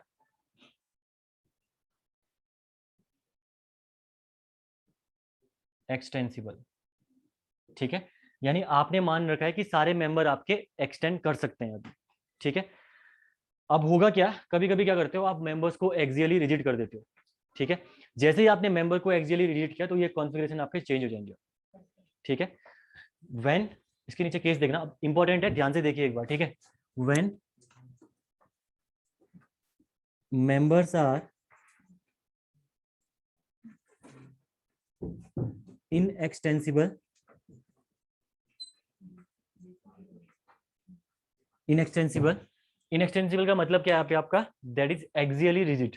ठीक है, that is axially rigid, member आपका एक्सियली क्या है, रिजिड है। एक्सियली रिजिड होने का मतलब समझ रहे हो, ये चीज मैं अभी फ्रेम में भी बताऊंगा आपको। एक्सियली रिजिड होने का मतलब है, जैसे ये कोई फ्रेम है, यहाँ समझाता हूँ मैं आपको, बाद में मैं इसको फ्रेम में भी बताऊंगा पर्टिकुलरली। ठीक है, अगर यहाँ पे आपका कॉम्प्रेशन, आपने ये लोड अप्लाई कर दिया, ठीक है, इस लोड से क्या आना चाहिए, मेंबर में कॉम्प्रेशन आना चाहिए, ये कॉम्प्रेशन आपका नहीं आएगा, जो कि एक इंडिपेंडेंट डिस्प्लेसमेंट है ना, लेकिन वो डिस्प्लेसमेंट आपका एक्सियल रिजिडिटी होने की वजह से मेंबर की, ये डिस्प्लेसमेंट आपका नहीं आएगा इन मेंबर्स में। ठीक है, तो मेंबर में कोई भी कॉम्प्रेशन नहीं आएगा, नहीं अगर ये मेंबर पे अगर आपका एक्सियली रिजिड है तो उसमें भी आपका ना कोई कॉम्प्रेशन आएगा, यहाँ पे भी कोई कॉम्प्रेशन आपका कर नहीं करेगा इस केस में। ठीक है, तो ये बात का कॉन्सेप्ट है, लेकिन ध्यान बस रिलेटिंग ये देखना कि एक्सियली रिजिड होने का मतलब है कि जो अपनी डायरेक्शन है, मेंबर की जो खुद की डायरेक्शन है, जो उसकी खुद की लॉन्गिट्यूडिनल डायरेक्शन है उसमें आपका कोई भी डिफॉर्मेशन अब आपका पॉसिबल नहीं है। ठीक है, तो मेंबर अगर आपका व्हेन मेंबर्स आर इनएक्सटेंसिबल यानी एक्सियली रिजिड, तो यहाँ पे जरा मुझे बता सकते हो कौन सा डिफॉर्मेशन पॉसिबल नहीं है? व्हाट? Yes, axially. तो कौन सा होगा आपका? Delta x. ठीक है, जो आपका मेंबर है उसकी अपनी डायरेक्शन पे आपने रिजिडिटी प्रोवाइड कर दी है, यानी मेंबर आपने इतना रिजिड कर दिया कि इस लोड की वजह से अब आपका ये आगे की ओर जाएगा ही नहीं, ना आपका ये कंप्रेस होगा। ठीक है, तो इस केस में आप अब आपका डेल्टा एक्स इक्वल टू हट गया। तो यहाँ पे अगर आप काइनेमेटिक इंडिटरमिनेसी निकालेंगे डी के इक्वल टू, तो ये हो जाएगा आपका 2, that is only we what theta B and delta Y. ठीक है, और यहाँ पे मैं बोलूं theta B and delta Y, delta X is neglected, delta X is neglected. ठीक है, इस जीरो कर देता हूं मैं, delta X is zero because member is axially rigid, member is axially rigid. बस ध्यान ही रखना है कि इनएक्सटेंसिबल का बोल दिया उसने, तो इनएक्सटेंसिबल बोलने का मतलब एक ही है, आपका एक्सियल रिजिडिटी उसने प्रोवाइड कर रखी है, और अगर एक्सियल रिजिडिटी है तो खुद की डायरेक्शन पे कोई भी डिस्प्लेसमेंट नहीं आएगा। ये कॉन्सेप्ट आपको एकदम दिमाग में बैठाना है। ठीक है,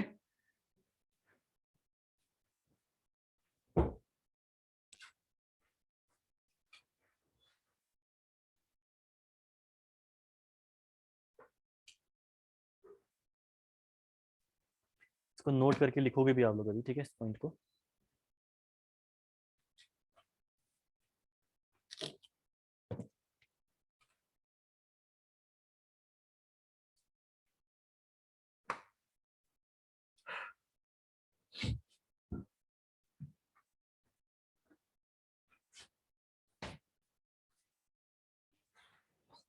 अब हो गई गर्मी।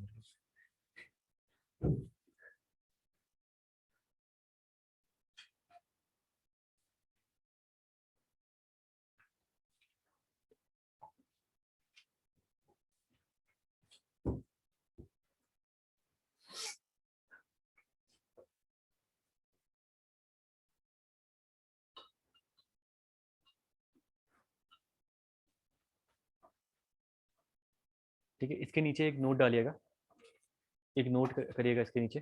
इसको पॉइंट को लिख लेते हैं अच्छे से ताकि प्रॉब्लम ना आए आपको। If the members are inextensible, if the members are if the members are inextensible,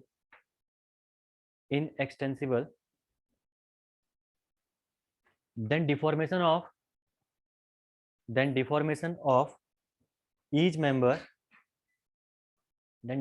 of each member in the longitudinal direction is not possible,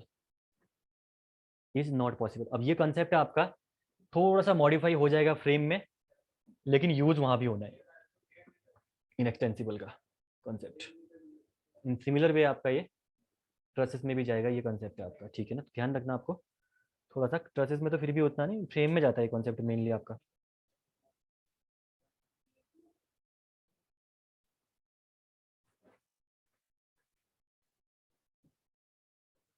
ठीक है, अब जरा ये क्वेश्चन करना अगला, फाइंड डी के।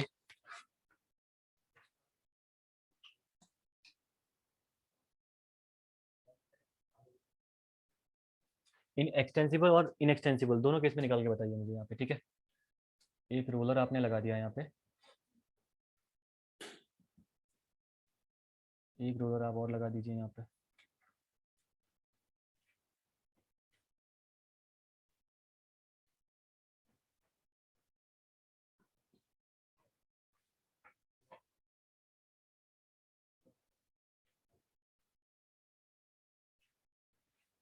इस बीम का मुझे बताना डी के निकाल के आप लोग सभी।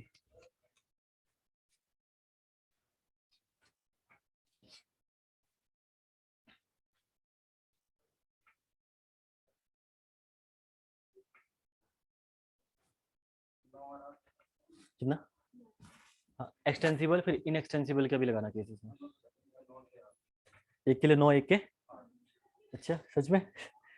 9 तो चलो ठीक बताया, 8 कैसे? आप क्या कंसीडर कर रहे हो, पूरा का पूरा एक मेंबर ही कंसीडर कर दिया गया? पूरा मेंबर एक ही कंसीडर नहीं करोगे ना, हर किसी का डिफॉर्मेशन जब अलग अलग है, फिर तो जैसे आपने 8 बताया उस हिसाब से तो आप फिर यही है कि कंसीडर करो लास्ट के ही, फिर तो मतलब जैसे कितने 5, हाँ 5, सब मेंबर का कंसीडर करोगे ना, एक्सियल डिफॉर्मेशन हर मेंबर का हटाओगे ना।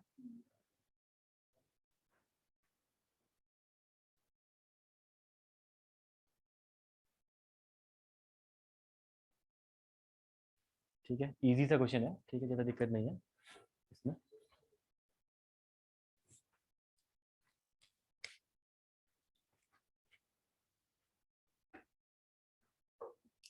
देखो पहला आपका सबसे पहला फिक्स सपोर्ट प्रॉपर्टी सब पता है आपको, delta A X equal to 0, नहीं आएगा कोई भी, delta A Y equal to again 0, last में आपका delta sorry theta A equal to 0। Fix support में कुछ भी आपका डिस्प्लेसमेंट पॉसिबल है ही नहीं। दूसरा आपका आ गया रोलर सपोर्ट। अब रोलर सपोर्ट में कौन सा डिस्प्लेसमेंट पॉसिबल है आपका, हाँ delta X is not equal to 0, यानी नॉट इक्वल टू नहीं कर रहा हूँ मैं, सीधे डेल्टा एक्स बी, और दूसरा हो जाएगा आपका डेल्टा बी एक्स और थीटा बी, दो ही पॉसिबल है। रोटेशन यहाँ पे 0 होता है एक, तो आपका एक आपका हॉरिजॉन्टल मूवमेंट पॉसिबल है, तो ये दोनों आपकी पॉसिबिलिटीज यहाँ पे है, ठीक है। सिमिलर में यहाँ पे भी आपका यही सपोर्ट है, delta B X theta B theta C, delta C X and theta C, ठीक है। यहाँ पे हो जाएगा आपका delta D X and theta D. Problem आपकी आएगी यहाँ पे, क्योंकि यहाँ पे जॉइंट अगर कंसीडर करना भूल जाओगे तो आपकी दिक्कत हो जाएगी, तो ध्यान रखना जॉइंट आपके कितने हो रहे हैं पहले वो गिन लेना, 1 2 3 4 5 जॉइंट में। और फ्री जॉइंट आपका अब भी पड़ा इससे पहले, यहाँ पे आपके डेल्टा ई एक्स भी पॉसिबल है, डेल्टा ई वाई भी पॉसिबल है, डेल थीटा ई भी यहाँ पे पॉसिबल है, तीन की तीन चीजें पॉसिबल है यहाँ पे। तो जब मेंबर आपके एक्सटेंसिबल होंगे, when extensible, when members are extensible, तो एक्सटेंसिबल वाले केस में आपका, एक्सटेंसिबल वाले केस में क्या हो जाएगा, 2 2 4 6 3 9, 9 डी के हो जाएगी इस केस में आपका, ठीक है। तो इंडिपेंडेंट डिस्प्लेसमेंट इस केस में हो जाएंगे आपके 9। देन उसके बाद नेक्स्ट अगर मैं बात करूं, व्हेन मेंबर्स आर इनएक्सटेंसिबल,